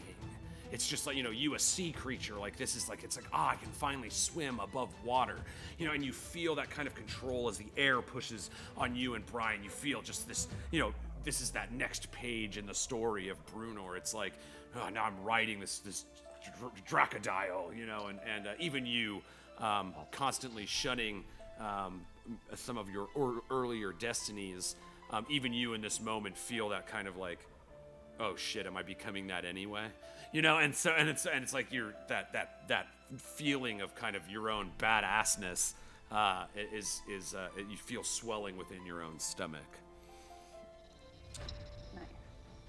I'm not going to take the move, but because I want to pace with the rest of the group. But I'm gonna, as I'm running along, I sort of feel the warmth of the extra hit points wash over me, and I pivot on my heels, and I make eye contact with Divot, and I see that he has risen again. Back again. He is resin. I got resin on my lip right now. And this time I don't feel resentment. I feel healing almost. This feels like almost like another white feather or yeah, your little olive branch. You know, you olive, feel the magical energies. You know, again, his and it's no coincidence. This is a mantle of inspiration. You know, even you are through the aid of magic, but you're looking at your own brother, who you have now seen. You know, almost it would appear, you don't see the other conversations, appear to keep slapping death in the face. You know, he has not died, even though you're almost like when he dies now, that your heart doesn't break anymore. You're just like, you know, he's going to be back. Like it's something is that thing that's happened with him. But in that moment, you know, seeing him pop up, ever the glamour bard, you know, popping the collar, lighting the cigar, the pattern that covers him. Again, kind of similar to Brunor, you feel that it's like you guys are no longer merely a group of adventurers handling the minor tasks of the world. You have ascended to the ranks of heroes and powerful figures in a world far more magical than any of you ever knew. And so it's like, as you guys encounter this new magic, so too does the spirit of you call out and draw your own power. So it's like, that's like you guys leveling up. It's that experience. It's the comfort in the battlefield, the trust that you build between the group, knowing each other, who's going to do what, and just kind of, it's that trust that you build that finally, you know, kind of resonates with you and inspires you in this moment. And that trust compels me to want to pace with the group, so I'm not going to move right now. Okay, cool. So you kind of chill. Thoricus didn't get it. Rial got it. You could continue, right? Rial, did you end up getting the temp HP? I got it, but I don't know where I'm even at. Yeah, I've got now. you off the map on this one. Sorry, you guys are in. You're off my grid, so we're just Theater of the Mining right now. You guys are still running down that path, you know, with the little old rotten milk bowls and crusts of bread and dangling trinkets and little tiny houses that are built at the bases of all these old trees. But you basically are the closest to her. You know, you would pick up another your move. I believe you're at 35. And you would just gain on her a little more. You've got a significant lead on the rest of the party. No, I'm gonna hang back as well. I'm not gonna move. Perfect. All right. So that is the end of Divot's turn. Brunor, you're up. Riding. Well, I just plumb want to get right on out of here.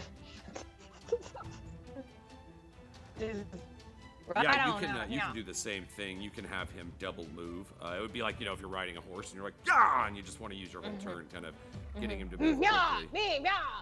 Yeah. Yep. That's what I would like So to yeah, do. you see Brian, pretty much gets the picture. He too saw some of these giant boulders thrown around and doesn't want to be squished. You see the wings kind of like lock back a little straight, and you kind of feel that wind against your face. Again, it's like you're swimming. You can feel the pressure and the resistance. It's like just again, you're you're born to ride this new form of travel. It's very like the thrill seeker in you is just like, yes, you can only imagine all the different things that you could do flying through the air with Brian.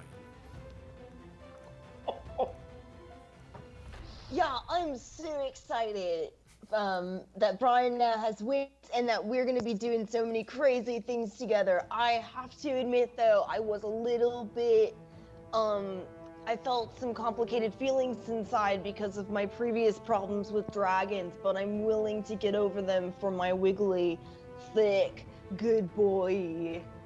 Yeah, And I still think more those Brian things- than Dragon.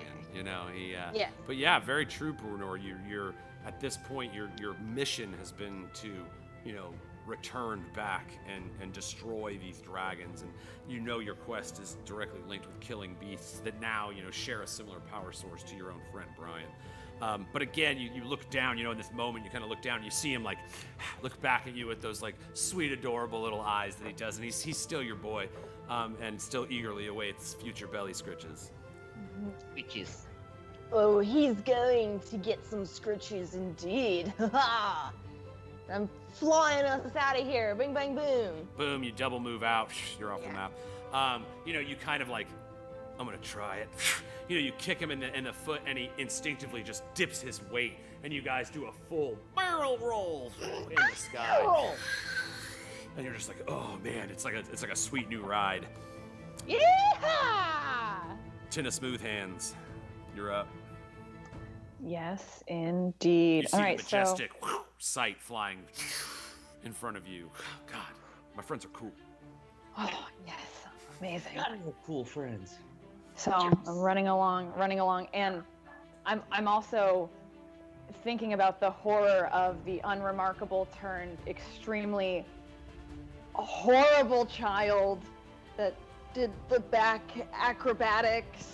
She's doing all the things. She's got the wet black hair, the pale skin, the black eyes, the broken back. She also. How did her hair get wet? Exactly. Yeah. How did her hair get wet? That's the true horror. I'm just confounded by that, just trying to run along, but thinking something's not right here. I don't trust her, so I need to protect not only myself, need to protect my allies and friends. So I'm gonna draw onto my girl Shantia, and I'm gonna cast Bless, on Nice. my allies here. Bless Yes. your heart. Yeah, I'm gonna bless Fantastic. everybody's hearts. I believe it's is it four people? Let me double check that for you. Sorry, I'm freezing up. Ah! Yeah, again, God. Tynna, your connection with Up to Shantia 3 has been creatures. weak for a little while, and so now you feel that rushing surge, that river of nurturing warmth within, and so you tap into it and try to call upon that bounty and share it with your allies. And yeah, so it's up to 3 creatures. So, and I'm right here. I believe I'm pacing with Rial, or I want to catch up to him if I'm not, and I want to cast it on him, Thoricus, and myself. And I also noticed that Thoricus is injured, correct? Yes. And I want to take my bonus action to cast a healing word on him. Nice. Yeah. Ooh. All right, so go ahead and hit him with them sweet hip paints.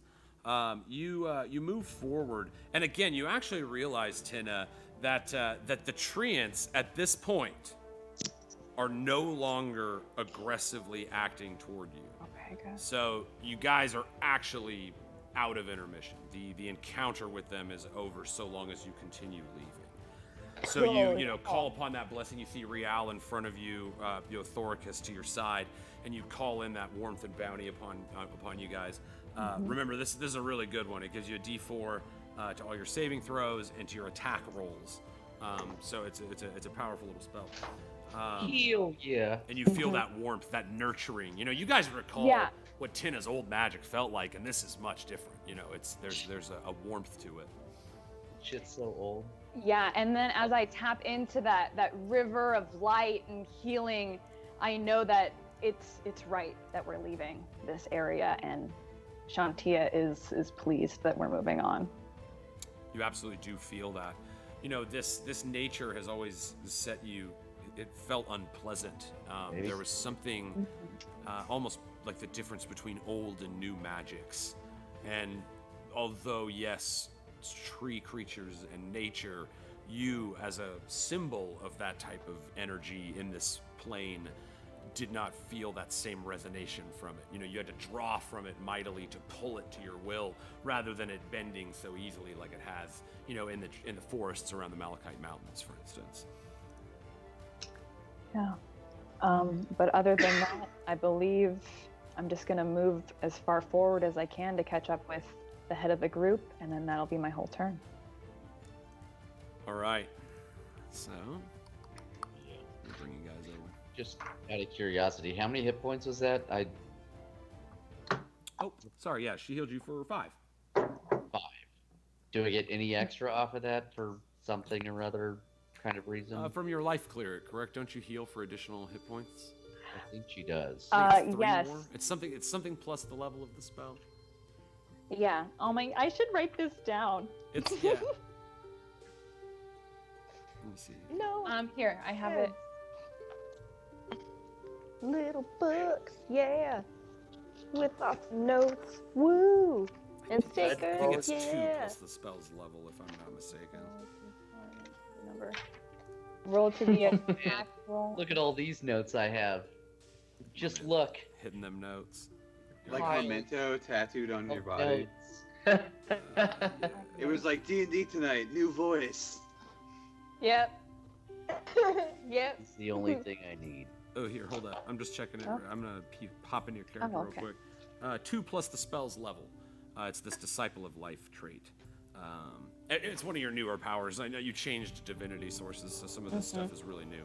But yeah, Disciple of Life, it's great. Whenever you heal additional hit points equal to 2 plus the spell's level. And so Healing Word is level 1, so you get an additional 3 HP, Drew. That'll be 8 hit points. Yeah.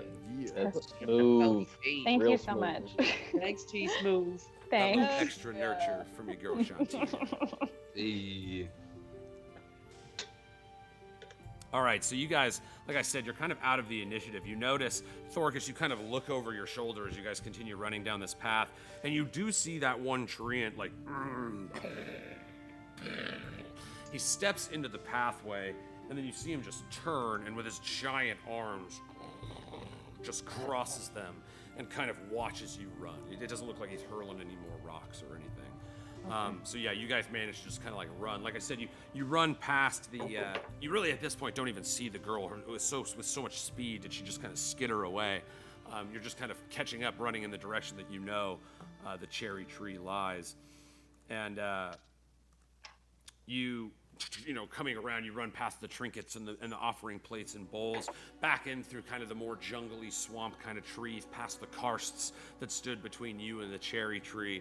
And as you break across the, outside of the last of the karsts, across the great green grass that leads to the island that the cherry tree stands on, you see the tree just standing there, beautiful, gorgeous cherry blossom leaves, just kind of slowly moving in the wind. You see no sight of Esmerelda. You hear the river of the water running nearby. But that is all.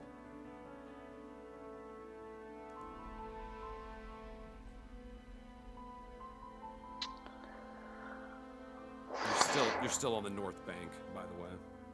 We are out of initiative now. Correct. Okay. Oh, good. Well, that pisses me off. So, Tynna, can you talk to the tree and see if she's seen her weird daughter? Yeah. Yeah. So like- I'm gonna connect to Shantia and take a moment to connect to my breath to see if I can talk to this tree. All right, so you're all across the river. Are you like, you're gonna walk out? Do you want to do like the tree meld thing that you had done before? Yeah. Is that the idea? Okay. Yeah. But uninterrupted, right? Like concentrating on it. Well, no, because there's no more combat. We're not. Yeah, right So, now, like- like I said, Yeah. it's creepily Yeah. still.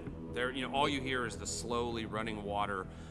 You keep kind of like, you hear a shuffling in the grass. You kind of look over, expecting to see this wet-haired, white-faced, broken girl, and it's like you always feel like she is there, but right when you look, she's gone.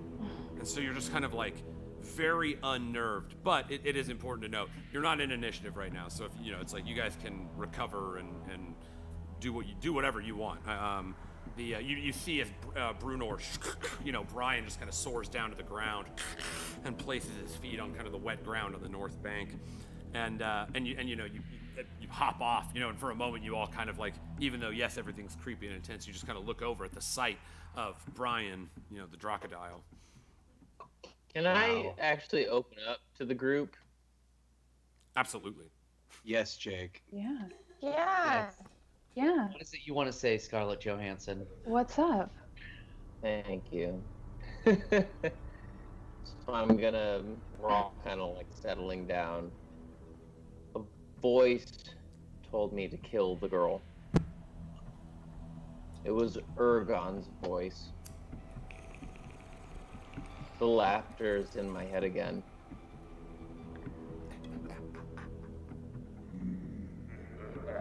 I immediately applaud him for his honesty in telling us that somebody told him to kill somebody involved in our band. It was such a brave move. You hear the strange clatter of two skeleton hands grabbing into it with no skin to quite make the clap. It's like banging two dice together. So brave of you to thank us by telling the truth. My skin goes hot. I'm flushed because I'm already on pins and needles around Rial, and then he says that he basically was gonna kill a child, and I'm like, He had a voice inside his head tell him to kill the child, but he wore her like a normal ass backpack and tried to get her to safety. but I'm already suspicious about him for this reason, so. I want to mumble healing word to myself while this is going on. Go for it. Good call. Bully. If you have, do you have cure wounds or do you just have healing word? Just healing word. Okay. Nice. 6. Sick. Halloween. So while we're talking, I'm just like. And again, Divot, go ahead and, because again, we're outside of initiative, so it's like every 6 seconds is a turn. Go ahead and fill yourself up to half health as you guys are kind of standing around having this conversation, and then add the 6. Excellent. Thank you. Yeah. It's a weird little thing, but yeah, it's cool. Yeah, I just want to check out, like, a good look over and check how the wound was and everything as well. I'm sorry, where? Just want to check out, like, the wound where Brian, like, Yeah, was. so you, See, like, how check him out, like in a nightmare, you've seen it Yeah. in your mind 10 times since it happened. Worried it may be the blow that, kills your friend. You remember exactly where the spear went, and as you're kind of like, leaning against Brian as his wings kind of set back on his shoulders and he's kind of looking around the way Brian always has, you just kind of like look down, you run your hand over where the wound was, and it seems to be gone. Like the wound, there's no hole there. You do see like a little bit of the stain from the blood that had trickled down from the wound. But the wound itself seems to have healed in this like strange magical transformation that occurred when Drew fed him a dragon penis. That was Right. just so everyone knows, that was Thoricus. That was that Yeah, was not me. Thoricus. I'm sorry. Yeah, it's very important. that I Drew say doesn't that. do that kind of shit. Okay. I I try not to do that. say it was tubular. Yeah. The penis was tubular. Yeah. Tubular penis. Like a Oh my beefy God. tubular type thing. Nice Yeah. one. Nice one. A beefy armored tubular type device. Yeah. All right, so again, all of you kind of have that weird pins and needles feeling on your shoulders as you kind of like try to, again, these massively epic things keep happening, and you're just kind of like, and so there you stand, you know, kind of pinging you on the far side of the bank, you know, opposite of where you came in. You see the tree still just kind of shifting and moving in the wind. The branches seem to move a little more elegantly than say the surrounding, you know, sharp swamp trees that kind of jag and poke around. It almost, again, similar to the dryads, it almost seems like it's slowly dancing with the wind. Yeah, and so I'm immediately drawn to this tree. I've been taught by Shantia, wood is a sacred material. I desire to seek its wisdom. So I turn to Bruno and I'm like, can we get to this tree? Oh yeah. Oh yeah.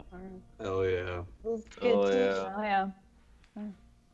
the So you guys kind of start walking across the river. You know, like I said, on this side particularly, it's not nearly as deep as the other part where it would come up, you know, to about like right around your chest bone. It only comes up just above the knee, the depth of the water. You know, you feel the water kind of cool and slow moving, not a lot of current or anything that's like dragging you away. And if for a moment you kind of recall, and you're like, it feels like the water was moving faster the last time you walked through it. And then again, you get that kind of like feeling. You swear there's a thing. It's not there. You guys continue moving across the water, and you see as the tree, you know, kind of floating there, it just kind of stops. And you see as the bark in the middle, you know, you guys are standing on the opposite side of when you were last. You see that face, that delicately carved, like beautiful, intricate face, turn. And it's like the middle of the tree just kind of, the gray, you know, kind of ashen colored bark of this cherry blossom tree. And you see the face now directly pointed at you, you know, unmoving, but just the delicately carved, gorgeous woman's face in the base of the tree. So I move forward and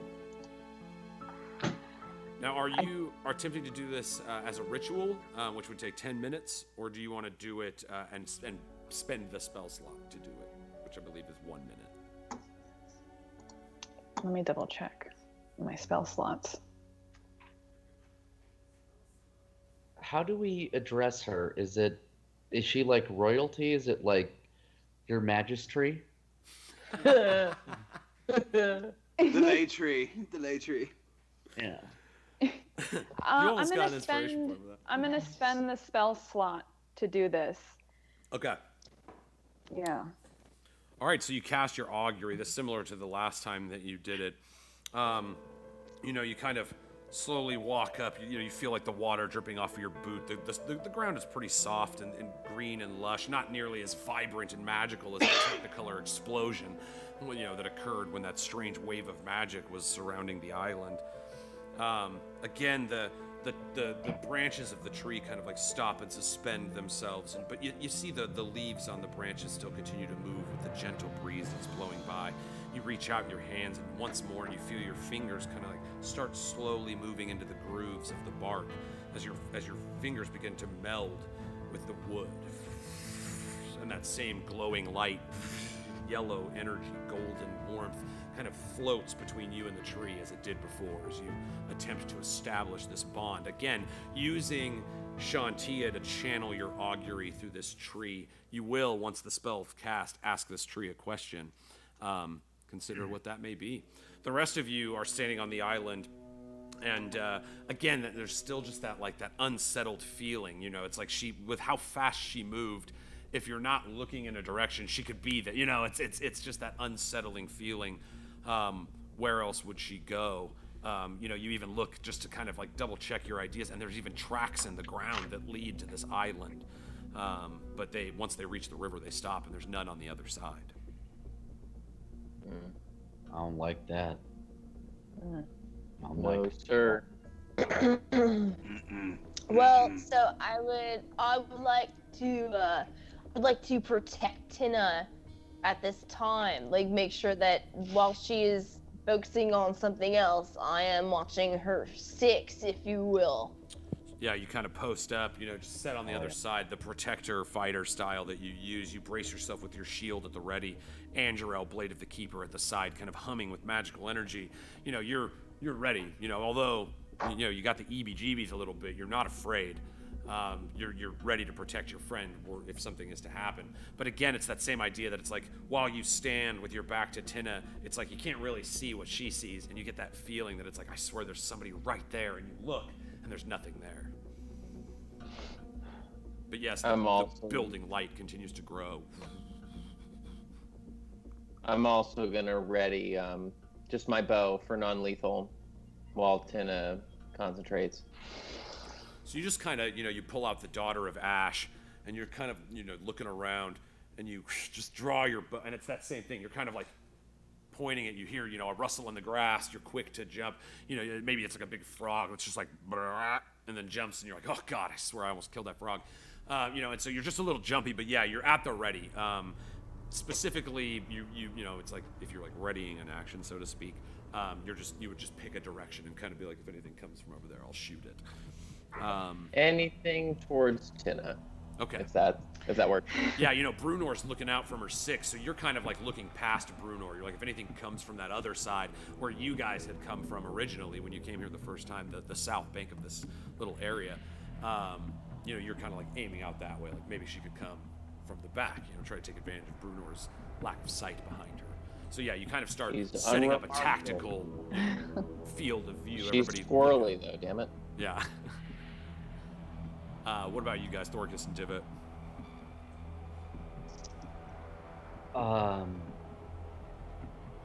No, you go.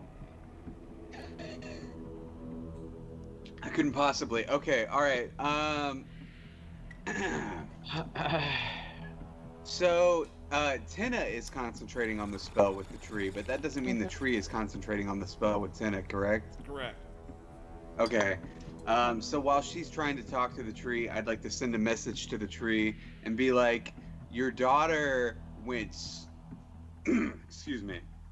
Your daughter went super freaky on us. There we go. Come on. You know what? I need to do this. Sorry. Yeah, wait, what am I doing? Let me do it right. Yeah. All right. Let's all do it right. All right. Yeah, here we go. Here we go. There's like this creepy girl around. Your daughter went super weird on us. All right, Jack Nicholson, take it easy. All right. That's like the nicest thing anybody's ever said to me. Thank you, Drew. That's unfortunate because you're like awesome. So Stop. Divot. no, seriously. Sorry. Go ahead. You begin channeling the magic, you know, your ability to communicate telepathically fused in with this use of message to allocate a return message to yourself. And you shoot this message into the bark of the tree. And Tynna, the ball of glowing energy that's in your hand, golden and yellow, almost warm to the touch, shatters. You kind of like, you're out of the concentration of casting the spell, but your hands are still fused with the bark of the tree. You look down at the carved, beautiful woman's face, and suddenly it begins to change as this long-nosed, disgusting, hooded woman with this huge boil on her nose and long chin, gray twining hairs that fall down in front of her face, reaches out to your mind. That's my girl. Rotten to the core. The core. Tynna, you begin feeling the ground shake and all of you feel a scream in your mind. The core! And the ground drops out from under you. And you all fall. You feel your bodies falling through branches and brambles as you're getting scratched by all these thick, sharp, stabbing roots as you fall down a great distance. As the island itself and the cherry tree itself are consumed by this massive spreading hole. As you, the tree, the surrounding earth all plummet into the darkness below. Suddenly, you all hit the ground. Your head is kind of hazy. You've fallen a great distance, but it seems that these brambles that you scratched against on your way down seem to slow the momentum of your fall enough that none of you managed to sustain any damage from falling. You're all laying on the ground. You start looking around you. The floor near where you lay, even with the body of Brian in the center of you, is stained green with a strange arcane energy. You feel like this entire place is breathing. You see the brambles moving in and out, and as you look around on the walls, you see at different points these great large brambles stick out, and there's these fleshy humanoid bodies that the stems go into their back, and they're just like suspended in the air. Just soggy flesh. Oh. Like Oh that my weird God, sea disgusting. play going to Ursula's lair. Kind of like that. You guys, I'm sorry, are you guys seeing the map? No. Oh. Oh, wait, maybe. I mean, all I see I don't is see it. black It's zoom, darkness. so. It's just the black square. Oh, maybe you know what it is. Here we go. Look at this. Darkness. You boys so It's high terrifying. that I Nice. probably put that fog of war on, being like, oh, I'm gonna reveal it and it's gonna be dope, and then I forgot. Hey. Boom. There it is. Hey. Now you see. Hey. It. There you go. All right, so I'm gonna kind of now I'm gonna do it the way that I want to do. Dang it, and it's gonna be cool. So yeah, you see the green kind of tiles that are just on the stained with this eldritch energy on the ground around you. Thoricus, your shoulder is like leaning over the edge of this drop off, and you kind of like look down, and there's about a 10-foot drop down to what I can only describe as green lava. Swelling. You can feel the acid in the air. It kind of stings your eyes as you look down. You know, you kind of pull your eyes away, rub them for a moment, and you're looking over your back shoulder, and you see floating on this island to the south of you, on this staircase that leads up to a pillar, is this fleshy ball with eye stalks hanging off all the sides. You see one great giant eye closed, floating in the air. Hanging from the back of it, you know, it floats about 3 feet in the air. Hanging off of its shoulders is this intricate robe that has thousands of eyes patterned all over it. A full-length robe, but it suspends from his body, and you see this fleshy orb just kind of suspending in the air. Thoricus, you recoil. You're all adventurers. You at the very least have heard of a beholder before, but what you see before you matches that description. The skin, however, seems to be old and ancient, almost dropping off of this fleshy ball. But again, the eye remains closed. You know, all of you at first starting to like cough and like get up. You all kind of stop and take in a deep breath at the same time as you can feel the tension in the air.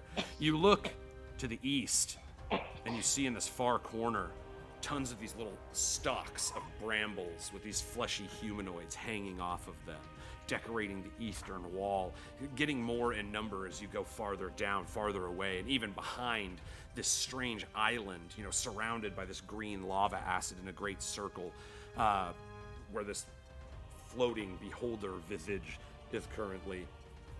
You see, you know, kind of you instinctually check to the west, and you see the same. more of these giant creatures that seem to just be hanging suspended by these brambles and vines that stretch out, the same brambles that saved you from dying from this great fall. This room being so horrific, you kind of check your six real quick. Rial, you quickly turn around, and you see there's this great giant stalagmite that just kind of like reaches up almost all the way to where you can see a little glimmer of light. But it's just this big, giant, jetting cone of earth that goes up, and you see like wedged into the, like about halfway up, wedged into it. It looks like there's a sword stuck into it. And just like the handle of this gleaming gold-handled sword sticking out. Like I said, about 30 feet up. But yeah, so again, you all kind of look around. You're trying to gauge, like, not make it a move. The air is thick, all of you on alert.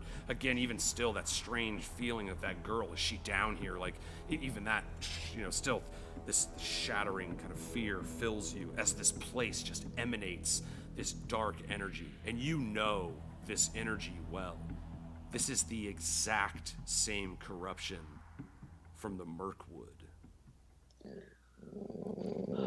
You feel your mind, you're stronger now, not so easily does your mind allow the access of these evil thoughts, but you start feeling them creep in again. Your life's failures, your lost ambitions, forgetting how noble and heroic you have been, the people you have saved, you now dwell upon those that you have lost. But all of you, having been familiar with this and almost looking at each other instinctually at the same time, are aware of what this is.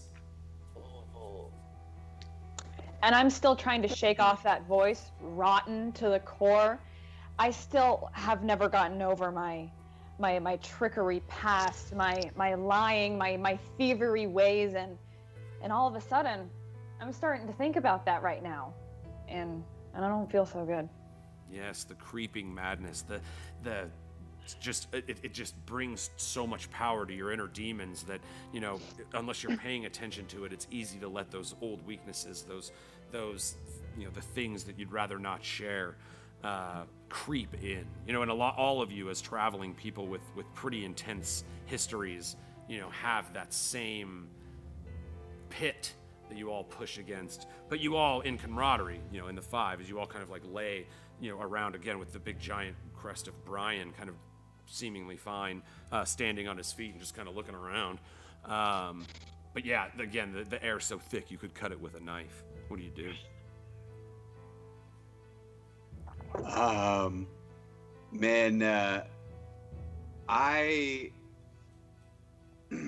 look at where everybody is, and I look at Rial. Did I notice the sword as well? Was that just you all for see it. Rial? Yeah. At this point, you all kind of like looked around. Everybody's real quiet. It's just like you look around and you see, like I said, about 30 feet up this giant jetting cone of a stalagmite. There's a sword buried, like 3/4 of the blade is buried into the rock. And then it's got this gleaming gold handle that you're like Apu in Aladdin. You're like, Yeah, nothing is good about what's going on here, but that seems interesting. So I'm gonna start crossing towards that sword. all right, divot. Ooh, hold on. Did I go move too yourself far? back a little bit. As you start moving, you kind of like brace yourself and get up, and then you feel your foot slide on the rock a little bit, and this little pebble skips away on the floor. And in a moment, you see one of the eye stalks of this beast look and shoot a beam. This red energy, like a laser, blows this pebble up, leaving a divot in the ground of about like a 16-inch divot, just like massive destructive power. You see the main center eye rumble and stop. Mike Wazowski. I definitely stop.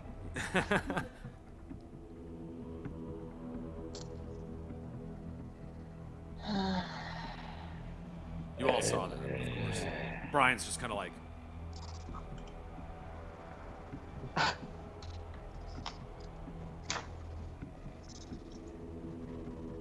All right. So, where is this thing? Which thing? The big eye with all the other eyes. See, I was gonna do that. To the Here's south. Boom. This guy Okay. right here. So yeah, And you can. I mean, you're not. The pillar kind of goes up a little bit, so you only see him floating. You can't make out some of the cool, intricate details that you can from my sweet map. But yeah, he's on this like kind of platform sweet. that goes up. There's stairs that go up to him, and he's just kind of floating above this pillar again with this like extravagant, clearly magical robe just kind of like hanging off his back. Well, what? All right. What do you guys want to do? Yeah, what's the Divot, make a stealth what do we check. think? Shit. Well, that went poorly. Shit, I shouldn't have talked. I'll probably have to make a. Yeah, same. 22. So Divot, you're like, what? And you stop, and you see the eye shake a little bit, but not open. And then you're like, duh, I can communicate telepathically. And then so you, so you just like, whoever you want to talk to, you can say whatever you want. But yeah, you're doing it telepathically. All right. I'll do it to Thoricus because I know that he can also communicate with Rial. Nice. One beam of light draws from one of you to the other. Oh, these beams? Oh, these beams. These beams. Wow. Wow. Wow. I like to, I want to think that Brunor is watching Divot looking at Thoricus, looking at Rial like very intensely and just like enjoying that for a moment. Like, I wonder what's going on there. Like, just not even really like giving it too much thought, just going like, that's nice. There's It's so like much one's looking at terrible- one, the other one's looking at the other one. Yeah, And yeah. I'm just like, wow, look at these guys. Like, yeah. All right. So. Cool. That's real nice. So the message I want to send to Thoricus is like, I know you're all about fighting, but I think we gotta bullshit this guy or get the fuck out of here. Okay, what? Sorry, you startled me. I thought it was Rial. I'm like, this is Divot. Ah, different channel. Sorry. I come in from the back of your mind. Ah, that's how you got in. Okay. Bam goes there all the time. I don't. Look, Keep your boy forgetting lives to in the lock back of it. your mind. Tell me I'm not there right now. I have no evidence. Cute. So yeah, what's up?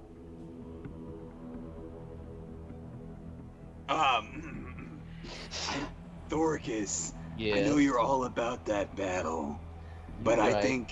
I think this is we gotta either bullshit this guy or get the fuck out of here. This thing zapped that pebble, and it was asleep. Oh, the big eye guy? Yeah, we should probably try, guy. To appease him, I mean, not fight. I want to hit something so bad, though. This is really difficult for me. Along with this Oh, conversation in your mind, you hear that same crone's laughter. I'm gonna do it with the hood again, once more. man. My daughter, she was not you, fools. Had you work for me, I did.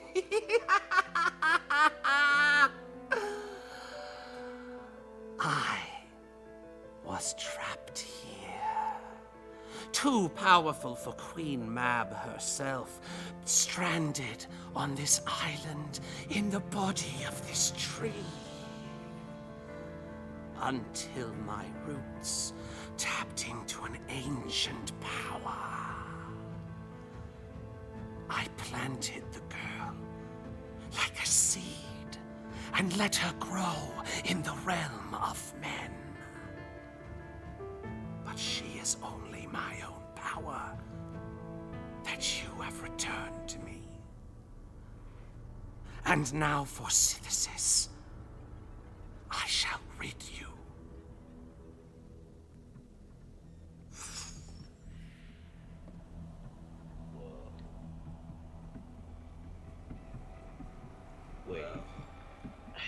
All right, she said synthesis. Right. Whoa. But yet, Ergon was whispering in Rial's head to kill the girl. So He are was. Ergon and synthesis not working together? So we heard all of that in our heads. Yes. And if I heard correctly, did she say that she buried the girl? I'm so. Oh no, she created the girl. So sorry, yeah. okay. She basically planted her. She was trapped in this tree on this island, and then managed to through tapping into whatever magic is down here, she managed to create this child and planted her in the world to grow more powerful. And then she was found by Kumal, raised, returned back, and it appeared that someone was trying to take her to the Dryad's Cold, to that giant beam of light. Now that plan was ended, and so it seems at that point the girl then, this is when this transformation happened, and she returned back to the tree. She claims to return her with her original power. Oops. Oops. So Daisy. is the beholder the voice that we're hearing? Is that the implication? I'm sorry if I'm dumb. Yeah, I'm sorry. I might be a little. Yeah, this is high magic. I get it. Yeah. No, you do not get that sensation. You still, like I said, you feel her voice in your mind. You feel her essence the way you did when you stood before her tree on the island. Now you find that was her prison, not just, an island. And, this giant source of Fey magic nearby allowed her to do whatever it is that has occurred. So, but yeah, you're not, like I said, you look at this thing, you think that this, based on what you've heard, may be more the dark power source that she tapped into. And again, it's that corruption, that feeling, that sensation feels like the same dark energy, the same corruption of the nearby Mirkwood that you've all experienced before. So, it's like her roots went down and then kind of tapped into this place. And then through that, she was able to create the girl, send her off. She then returned, after some years. And now, here you are.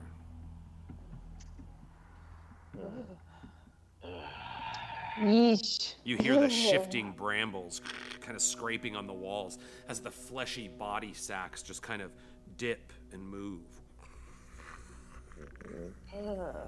Gross. Halloween.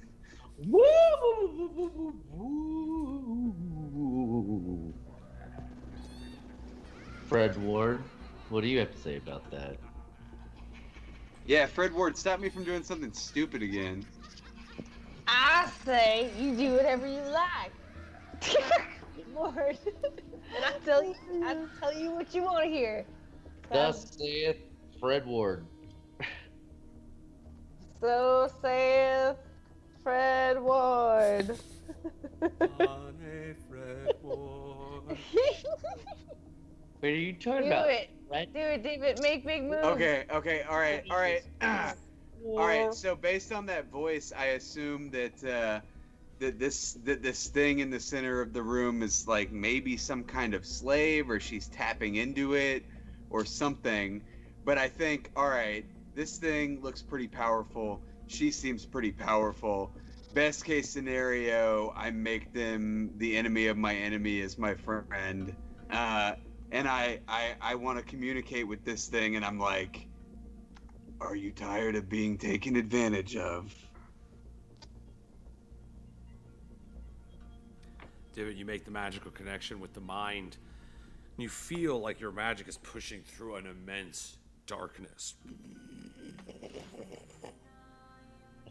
The answer that you hear in your ears is no sound at all, but the sound of the in-between place that you've seen many times. That space just past life. And suddenly, you see the eye. And the great eyelids open up, revealing a white, pupilless eye. Savage, fanged teeth begin opening and dripping saliva and black ooze from its mouth as you see all the other eye stalks start moving. Each of the eye stalks themselves pupilless, just white, gray, yellow, faded, dead.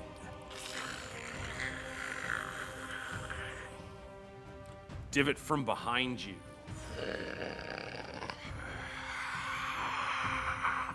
You hear a hot breath. You slowly turn, and the stalagmite that's behind you has now opened a giant mouth full of sharp teeth. You feel the humidity from this sharp stone beak at the center of this mauve teeth. Suddenly, this slimy tendril wraps around your wrist, and you're lifted into the air. You let out a cry. All of you turn and look, and you see this giant stalagmite with this huge mouth full of open teeth and a sharp stone beak with several of these long 40, 50-foot tendrils kind of waving in the air as the stalagmite comes to life before you. Fuck! Dang it. Oh my goodness. Hey, nice job, bud. Fucking crushing it, like always. Wasn't exactly what I had hoped would Long. happen. So yes, guys you were all... thinking it, right? I There just he said is. it. There we go. I'm sorry, that was Oh, all so I could God. bring that out. So Been yes, under you the see couch as for the 3 the weeks, rock spaghetti splits one monster. more, and near where the sword is stabbed in, you see one more central eye open up. You look forward, the rock, teeth, these giant tendrils flailing all around, the walls around you slithering and grinding as these flesh sacks dangle from all of the walls. Far behind you, a beholder zombie awakes. And that's where we're definitely gonna pick it up next time, guys. Oh man. Well, that was me. You're gonna leave it hang on the last name. What? Yeah. Why one more eye? Divot's actually hanging. I'm trying to Look put it him on the up. tendril there. There we go. Holy- All right, let's go back. Can we go back? Are we at the Halloween layout? Because it's too cute. Can we go to the Halloween layout? We're gonna do cute. it. We're gonna do it for you guys because it's so freaking cute. Amazing. Ed Palomino, our man, our designer, he crushed these out for me. Fantastic Hell yeah. little costumes for each of us. I'll definitely be posting these on our various social medias. Thank you guys so much. That was a hell of a treat. I got to dress up in costumes with my friends and play D&D. I highly encourage each and every one of you to dress up in costumes and play D&D with your friends. It is simply just the best thing, man. Absolutely. We love D&D. We love you guys. I love you, my team. Incredible dwarf in time indeed. I hope you enjoyed our many costumes, our silliness, and the fun we had along the way. We do like to close things off the way we open them. Maybe you've heard about it, maybe you haven't, but we like to take these lighters, hold them up in front of us, check around to make sure we're not going to light anything on fire, and go, lighters up. Thanks for playing D&D with us, guys. We love you. Happy Halloween. Remember, no show next week. Get out and vote. We love you. I voted. Make sure that if you vote too. Vote. Do it. God, I'm fucking patriotic. That was patriotic. Woo! Vote. That shit'll be amazing. And the band said. Dude, that shit, bro. Ooh. Well, that was fun as shit, guy.